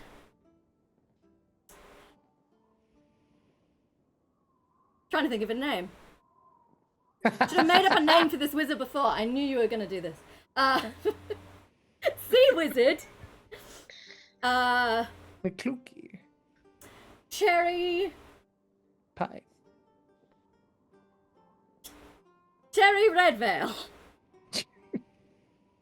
In upper city of Baldur's Gate, Ah. near Tavern the winding arrow will teleport. Nice. And that is Okay. Very nice. I'll pass that on. So yes, if you are able to locate a tavern called the Winding Arrow, there is a wizard nearby called Cherry Redwood. Redvale? Cherry Redvale. I'm going to write this down so I can remember next time if anyone asks me what the wizard's name was. It'll come up. Cherry at the Winding Arrow. Cherry Redvale, near the tavern, the Winding Arrow, who should be able to teleport you where you need to go. Excellent. Very nice. Let's do that. Hey kid. Some like young kid walking by. Snag some kid. What, mister? You want a Today it's gold Christmas piece? Day. Can you take us to the Winding Arrow? Oh, absolutely, sir. Not a problem, sir. And you see him kind of discreetly go to make sure that this coin is real. Having Nice. ascertained it is, he jogs off at quite a quick pace. You're going to have to be nifty to keep up with this young fellow. I will get my unseen servant to carry me. Unseen servant carrying a mouse through the streets of Baldur's Gate. Just looks like a flying mouse to all the passers-by. That's horrifying. I like it. I would just like also Mommy, like to Mommy, shout out look. Adana in chat. You have received a collect call from Baldur's Gate.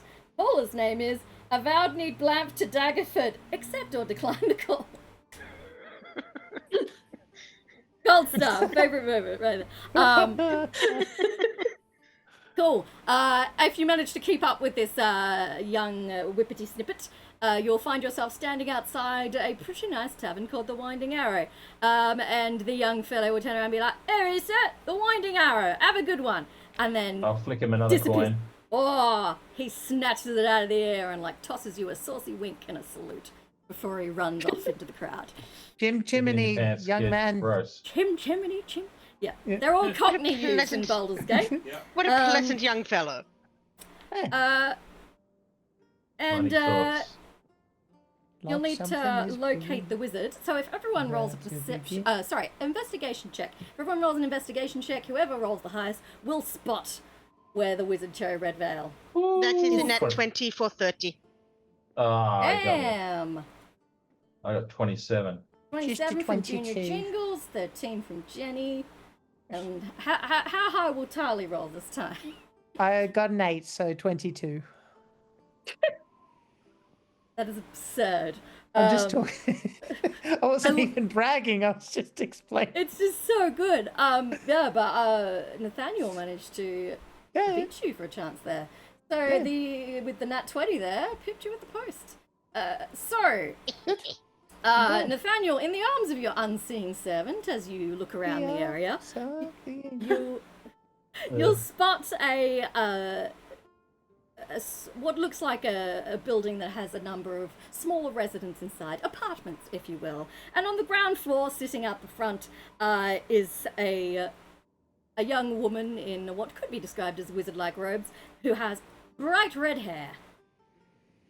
And she's just sitting in a chair, reading a book. Hello, are you Cherry? Yes? Oh, because she's hello. kind of been trying to work out who was speaking and then realized it was a mouse. There's a mouse floating in front It of was her a face. floating mouse, yes. Oh, We'll hello. Me and grant my, you 3 wishes. Me and my companions here are from the Candlekeep, and we require teleportation to, I've lost the name of the Daggerford. to Daggerford, if you will, madam. Why do you want to go to Daggerford? Candlekeep business, in fact. Lot of it very important. Very time sensitive. Can I mention the name of the wizard that referred us and just say that person sends their regards? Tell us. Tell us, Savastay. Oh, tell us. That old scoundrel. Come in. I'll send him a bill. And you're escorted Excellent. into Cherry's cluttered but still quite pleasant and welcoming apartment, and you see her quickly gathering the components for a teleporting spell. And she kind of rubs her arms against, like, right, Daggerford, you said. Anywhere particular in Daggerford? Is there a Not sure. notable graveyard, do you know? A graveyard? Is Well, I that assume correct? so. Am I on the right track, gang? Or am Ruins. I off base? We're looking Ruins. for the Ruins. Ruins. Yes, okay. That, then. Oh, the ruins. Delembirian. Those ruins? Yeah, those Daggerford? ones. Gotcha. Those should be the Ideally ones, yes. above them, not Yeah, below. Yes. closest you can get us there would be splendid. In fact, we copied a map, if that even helps. Great. You show me the spot on the map, I'll drop you right in. Yep. You're such a helpful young lady. Oh, tell us tips well. Ah, I see. So, if you proffer her the map of the ruins, Ruins? she'll have a quick glance at it and be like, oh, right, there, no problem. And then you see her kind of gathering her magical energy. It's like, hold on to your knickers, chaps! And she casts I'm not wearing any. Jenny grabs Nathaniel. Oh, excellent. Thank you. And you feel the force of the teleportation whirl around you, green sparkles glittering in front of your eyes. But as this magic encompasses you, you feel the tattoos on your arms start to tingle in a strange and uncomfortable manner that you do not care for very much at all. So, as you're in the throes of this magical melange, I need everyone to roll me a charisma saving throw. I am theoretically good at those. That's another net 20 for 23. Bloody hell! Nathaniel coming in. Hold on. with the I got 20. 14. I don't feel like that's going to be enough. So I'll pop my inspiration and have another crack. Yeah, I'll do that now too, actually. Yeah, why not? There we go, Hold on. 18. I'm happy with that. So 18 Even worse. for Junior, I need to check something real quick. 17 for Jenny, 23 for Nathaniel. Oh, wait. My higher one was 6. Your high one was Hold on. 6. Hold on. Oh, no. No, I'm going to add a D4 to that one for build for success. So that's a Wow. dirty 20 total. Dirty 20 total Yes. for Jenny. Jenny, that is what you needed to pass this save. Damn. 20. I couldn't have succeeded even if I rolled It's a a natural tough 20. one. Don't worry, it's not instant death. So Jenny and Nathaniel are feeling this uncomfortable, wiggling, squiggling, expanding sensation from this magical tattoo. You kind of push back Really? with all of your mental might and succeed in containing it. However, Junior and Tali, you feel the tattoos expanding. If we were to give it a percentage, currently the tattoo is covering about 20% of your body. It stretches up your arm and across your shoulder and down your back. It is now a doubling in size. 40% of your body is now covered with this delicate elvish script. And you can feel it almost like it's being written across your skin. Oh no. So it's a strange, uncomfortable sensation, but not what one would describe as physically painful. Definitely uncomfortable, it feels wrong, and you don't like it very much. Now, as the teleportation magic starts to fade, you see the ruins starting to come into shape around you, all that remains of the once great city of name I'm not comfortable pronouncing unless I'm looking right at it. Delimbirian is starting to come around you. But then you feel a second sensation overtake, a yanking sensation, affecting everybody Tickling in your sphincter. except Tali. Tali, you watch as Jenny, Nathaniel, and Junior start to manifest Oh, no. in the ruins with you. But then suddenly they are yanked away, leaving you, at least for the moment, alone. Oh, no. And no. we shall end it there Yay. Lovely. for tonight. With Tali, stands alone. Dramatic. Right. Am I not playing? They're not playing tomorrow. I They're am. not playing tomorrow. You stay, Right. but you will shortly be joined by Jess the Queen Binch, Josh the Pirate, who is hanging out over my left shoulder, and Zach the Renegade Chicken, who will be replacing our lovely Dear party members Dad, for tonight. can Santa cast Wish? Thank you. Love you. Dear Santa, please end my curse.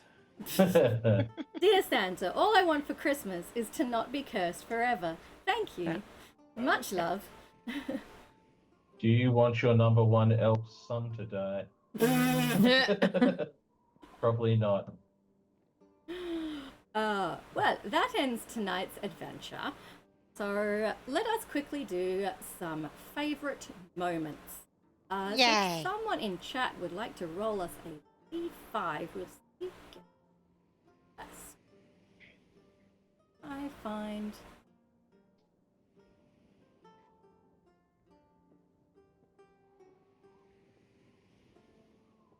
Like a happy campground, and I can't see it for some reason. Oh no. There it is.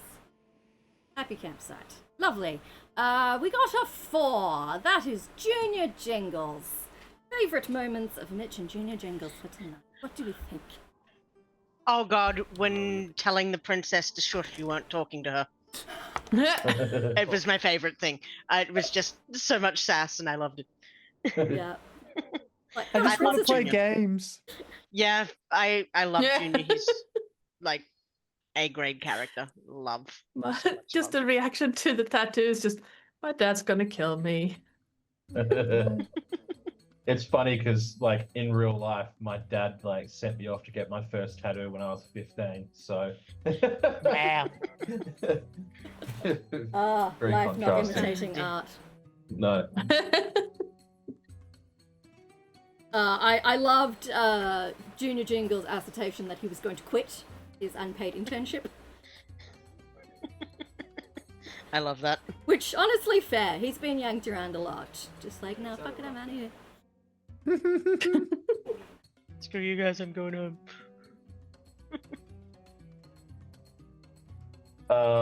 I enjoyed offering the money to the dude with the pots, and then as soon as he was like, "You don't know who these guys are," I'm like, "Goodbye." I'm not interested. You mean? I haven't got time for your bullshit. Just tell me where we're going. And also, I just like this little thing with Jingles where I seem to be big on getting permission for things. So, Yes. like, last session, I asked for Jan Viran. Was it Jan Viran? Jan Varin. Jan Varin. Their permission to help them stand up.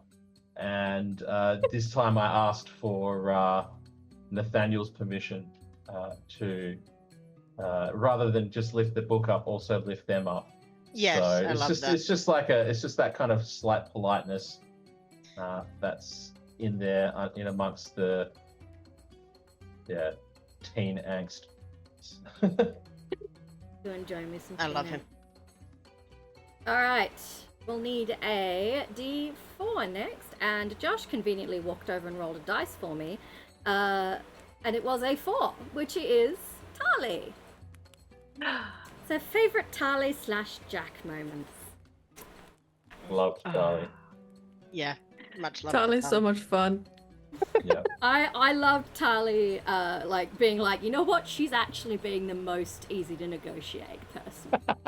Yes, so far. So, this is fine. It's like Just the acknowledgement that this brusque, demanding woman is still being the most reasonable. At least of all coming to the assholes we've dealt table, with. Yeah. you know. yeah. I mean, I love how Tali decided that, hey, we're gonna start our negotiations with the elves riding giants by knocking one of them to the ground. Stolen. Just dump him on his ass. Yeah, Proceed I mean, it negotiation. worked. So I'm not saying it was bad. If an I idea is stopped the stupid and it child. works, It's not stupid. I mean, they were charging at us. I Yeah. did what I could. It was brilliant. Yeah. It was great. Worked beautifully. Jenny is also very happy that you didn't wait until she was right next to it to do that. Mm. I'm going to say the aftermath of that, where you basically took the time to slide said shield out from under the creatures. You said it in a specific way, and I cannot for the life of me remember it because it is midnight. But it was a very fun way that you said it.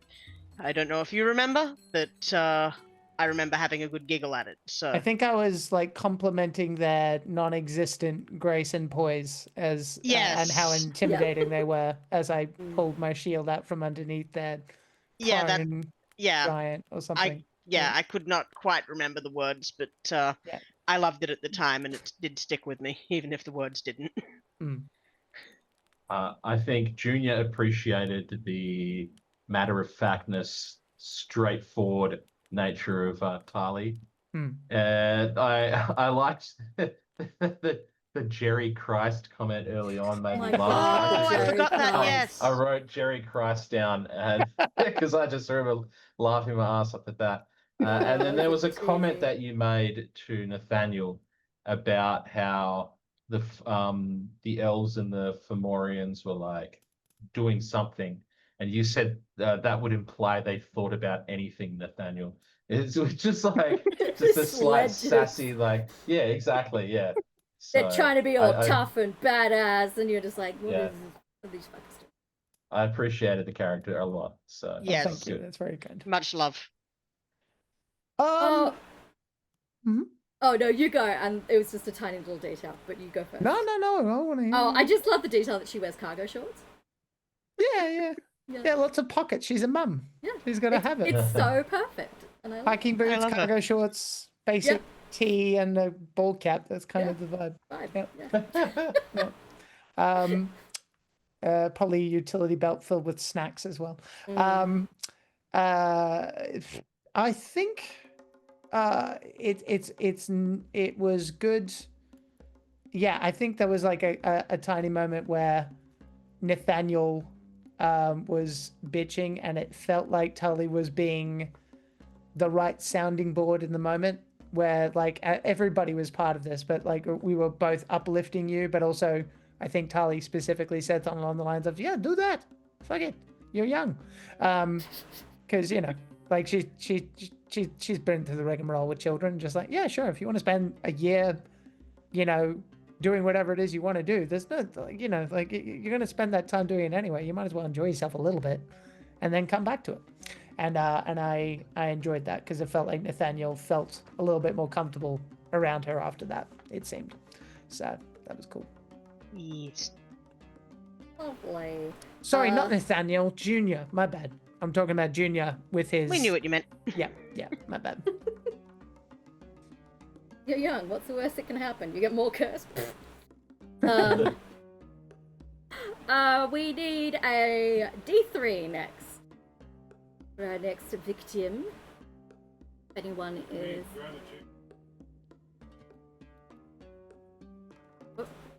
Oh. Okay, we got a 3, which is Nathaniel the Magical Mouse. A delightful new addition. Nathaniel the Magical Mouse. The flying spectral mouse at the end. It's probably... because in my head it was just like, you know, like everyone's like, ugh. And then in my head I was also picturing a kid go, mommy, look. It's like, that's nice, dear, let's go. Thank you. Nathaniel's wife. Oh my god, yes. It's so shitty. I just appreciated the visual. You fool. I just appreciated the he's a visuals the mouse. whole time of just like a mouse doing all of these things, and not like not a gerbine, like an actual mouse. I thought that was just and you know, at the very beginning, using a spoon as a mirror. You're very good at explaining and describing how Nathaniel and I know, again, back to Hjort as well, how they handled situations. They're good descriptions. Thank you. So Thank you. Itchy. Yes. Oh, me? So, Self. I'm going to say at the very end there, Karen goes, hold on to your knickers, and Nathaniel's just immediately, I'm not wearing any. Because why would he? He's a mouse. He's a mouse. He doesn't wear pants. He has no need for underwears. He porky pigs it. I really liked Nathaniel wanting to ring the bell, even though it was going to be a Oh bit of a yeah, the process. fake bell. Determination, thy name is Nathaniel. Right. I know Oh. that a spell was cast, but in my head she just goes, dong. Ding! Dong! Okay. Thank you. Dong. Okay, roll 2 and a 1. Which, oh no, it's Damn. me. Flatter me. My favorite DM moment. Oh, Shut up, all of you. goodness. 'Cause Oh, I okay. can't tell if you're speaking. I apologize. I'm being I- polite. Sorry. I- My favorite DM moment. I was sitting out by the pool, and I could hear the joy in Karen's voice. Couldn't actually hear what she was saying, but I was just enjoying that several times when you were playing your characters, I could hear just sort of the anarchic joy you were having being a bitchy cow. And I really enjoyed just listening to that. Sue me, I enjoy listening to my wife having fun. But yeah, thank you all for making her fun. there you go. You're welcome, Josh. We love you, Josh. happy to oblige. Yeah. yes. You did bring me much joy this evening. I liked the Okay. pissed off elf wizards and the fact that you could tell it was part pissed off wizard and part annoyed Karen that She wanted we to combat that we so were bad. constantly rolling over 20s for every single like persuasion, and it was like, I can't punish them for this. It's like, I want them to rip you apart, but you keep convincing them that you're not worth it. But what a mole! I organized this combat and I want to roll some dice. I've got wizards riding giants. Let me kill you. No. Don't always I get what you mean- want. Jenny was gonna cast synaptic static on them. What does that do? A lot of damage in the brain. Yeah, they have to roll Like an aneurysm. intelligence saves or take 8d6 psychic damage. Oh my god! Yeah. Blow their And then brains have out. a negative d6 to any attack or saves going forward. Oh. I think mine is related to that. I could see Surefire. the bleed as well, with Karen just clearly wanting to run the combat and was a little discombobulated with the way that the scene was going. But I could see the gears shifting, and I could see Karen being the fair DM that she is, and just went, look, one, they've rolled too high. Like, if I do anything else, this is just DM fiat at this point. And two, this is clearly what they want. So fuck it. If they're having fun, then I will just impotently act like these wizards. I like to who are think you be not so taken much. very seriously. Yeah, I like to think you not so much like convinced them as just bamboozled them by not reacting the way they expected you to. That's it. They're just like, Yeah. who are these people? Yeah, We're just gonna go and come back in 3 days. We're gonna have 3 days to think about this. yeah. Why are you like this? That was a good moment too, because it was like, you know, obviously as players we're gonna try and get every advantage that we can get, and you were just like, these dudes are supposed to die. You haven't killed them, and now you want me to do you a favor with them. Fuck off.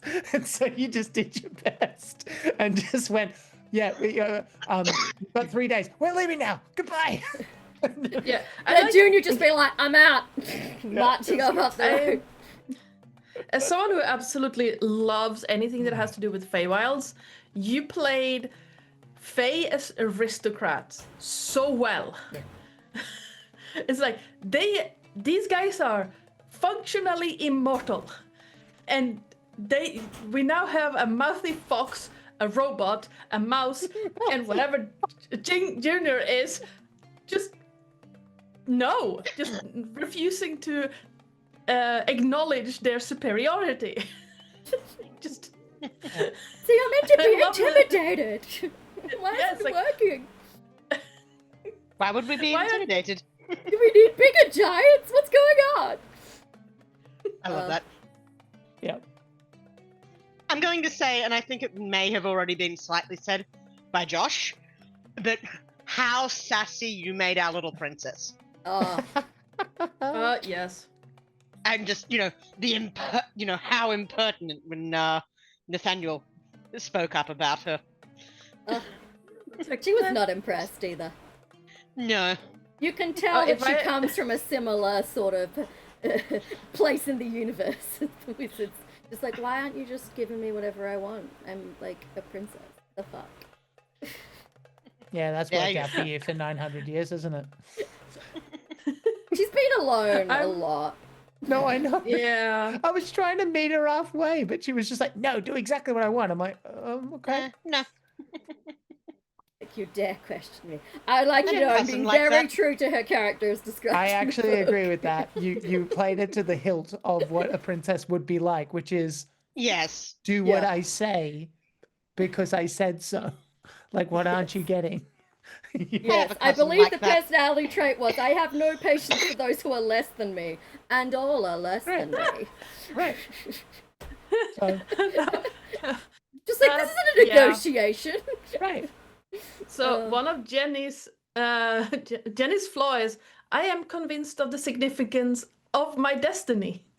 I was sad that the princess didn't talk to her directly. Oh dear. She might be back. Yes, Um, that was fun. yeah, Speaking of Jenny, I or think have you got your own favourite moment? I'm Sorry. trying to think what I would consider my favorite moment.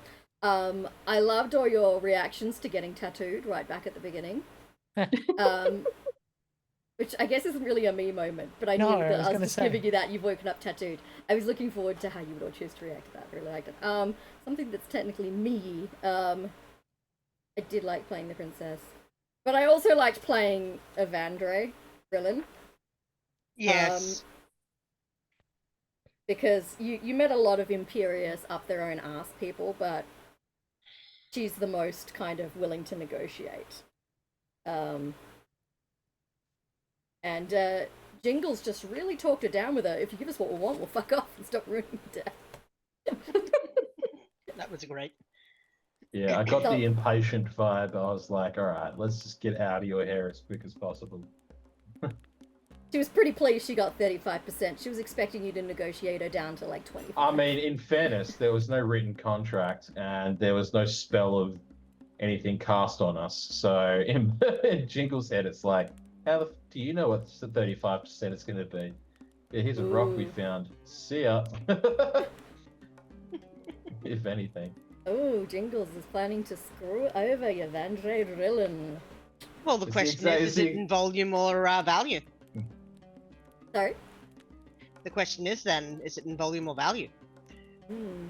The moot point anyway. You She's teleported all about away. cost on return. Alright, favourite Jenny moments. Well, I believe I've been sufficiently flattered, and we must turn to our favourite autonym. The extendo arm to show off the tattoo. That was mine. Yeah. Oh. that was mine, too. I have just blatantly stolen, and I am unapologetic. No, that's all right. I love that. I'll say then it was the backup, like Jenny was right there, like with the negotiation, just going like, "I will help her punch you in the face." That was so great. And I was really tempted to have them change their minds and attack you again after that. Right. Because you were just like, yeah, we'll just punch you. We'll punch you in the face. But, yeah. Didn't do it. I just liked the robotic voice the whole time. All Yes. all the delivery of everything that you said was in a very like and you didn't slip out of that at any point. I thought that was great. But also not just that, but also the attitude. of Jenny. There wasn't any like hype moments. There weren't any down moments. It was all just very like what you would imagine an automaton to kind of be like. Not really emotional in any way, just delivering the facts kind of thing. So I thought that was really well played.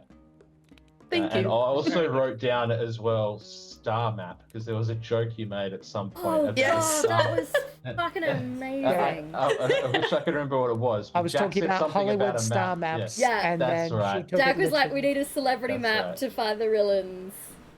That's right. And then Yeah. and then I said, oh, a star map. And then Jenny was Yeah. like, I think druids have those. That's right. I just Good. don't ever specified having the heart to be like that. That's just be like, yeah, exactly, Jenny. Good work. Not entirely incorrect. You form a path through the stars, so do we. No, But God, man. yeah, Jenny has an intelligence of 9. Yeah. So while she's not entirely dumb, some concepts just whoosh over her A dumb small word. head. She was Uh, not created to think. Ah, So Jenny is going to return. So we will see how much of her is tattooed when she does. Oh dear. Yes. Lovely. I think that if I can find the right screen on my computer. Yes, there we go.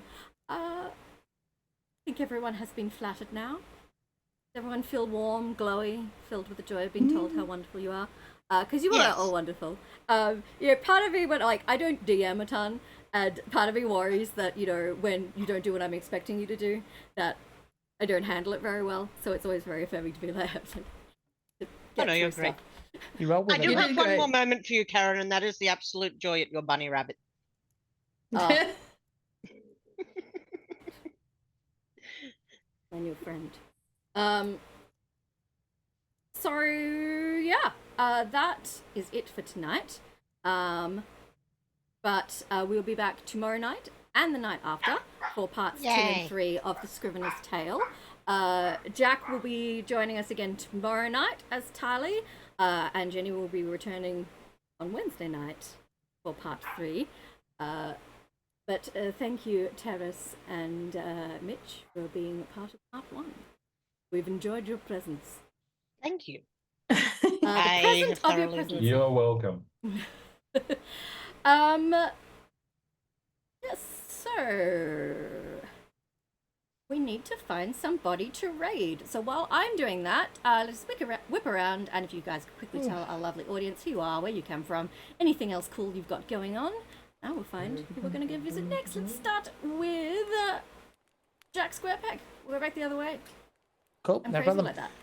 Hi, everybody. You can find me on all the social media garbage at Jack Squarepeg, where I do TTRPG content and the occasional video game potluck. And you can go to www.dungeonmasterondemand.com.au if you want to have a game run for you. We work within your budget, so don't worry about money. You can come to us and say, this is what I can afford, and we can have a conversation, be it whether you're a council or wanting to have a birthday party. We've done bucks parties. We've done basically everything you can think of. I'm waiting to see if we can like do a wake. That'd be dope. But yeah, it'd be interesting, right? It was like If I ever die, yes, you can. right? And it's all about like Noted. raising you from the dead or something. Yeah. Anyway, thank you very much for having me. I will be back tomorrow, and looking forward to doing that then. Phew. Amazing, thank you. Mitch, who are you? Where can we find you? Hey, going everybody. I am Mitch, also known as Big Viking Mitch. You can find me on the Twitter, where I'll twat occasionally, and also on Twitch at Big Viking Mitch, which I have not been on for donkeys, but may be back on again. Who knows? We'll see. We'll see where the winds of time and the sands of fate take me. You rated me once. I remember that. That was very Yeah, I certainly did. Yeah, many moons ago. But yeah, thank you very much for your time. Glad to be back here on Corsair's Cove, and looking forward to the next opportunity I get. Thanks for being here. Yes. Terrace. Hello, I am Soteris, your friendly neighborhood ferret. Today I've been portraying Nathaniel the Mouse Wizard, and you can't find me anywhere except occasionally over on Idan's channel or here right now, but that may change in the future. That is me. Amazing. And Ardana. Hello, I'm Ardana, or Joe, or Oi, you there, if a majority of my players have any say in it. I am the GM channel over at the Lorite here on Twitch. You can find me over at the Lorite on YouTube and also on Think Tank on YouTube if you want a more PG-13 experience. Why I did that to myself, I still don't really know. And I will be on tomorrow playing Minecraft. Yay! So that's me. And I have been your DM this evening, Carrot, aka the Mother of Bunnies. And I will be back DMing for the next 2 nights at the same time, same place, some of the same people, to finish up the Scrivener's Tale, see if our friends can get rid of their cursed tattoos. Or who knows, neutralize them and keep them, because they look cool. We'll find out. So yeah, please join us tomorrow night and Wednesday night. And then on Thursday night, we will have the final episode of our Humblewood campaign for the year, with Cash, Eric, Bron, and Julio, as they head towards the water node. Hopefully, maybe make a god or something. I don't know. It'll be fine. Totally be fine. Don't worry about it. Just a quick reminder, if anyone listening is in Australia and is able to donate blood in the wake of the shooting in Bondi, it is more important than ever for you to roll up your sleeve and head to a donor centre. So if you are able to, particularly if you are in Sydney and surrounds, you can use the link in chat to find your nearest donation centre and make an appointment. But even if you are further abroad in Australia, please do go ahead and donate. They are sending stocks across to make sure they have enough to fill the flux of patients. And if you cannot donate straight away, please do make an appointment for when you can. In a week, 2 weeks, 3 weeks, people will need ongoing care, and obviously we will need to rebuild stocks as well. So if you can, please do head over and give some of the red stuff for a good cause. We are going to go and visit the lovely Mike Moans, who is apparently doing Dwarf Ember. So presumably that means dwarfs, which feels very festive. So we're going to go visit Mike. So please send him lots of love. Tell him where you came from. And we hope you have a wonderful time zone wherever you are. And hope to see you back tomorrow night, the next night, or even the night after. Thank you again to my wonderful players for joining me. And goodbye. Let's say goodbye, everybody. Bye, everybody. Bye, everybody. Bye. Bye now. Bye. Bye-bye.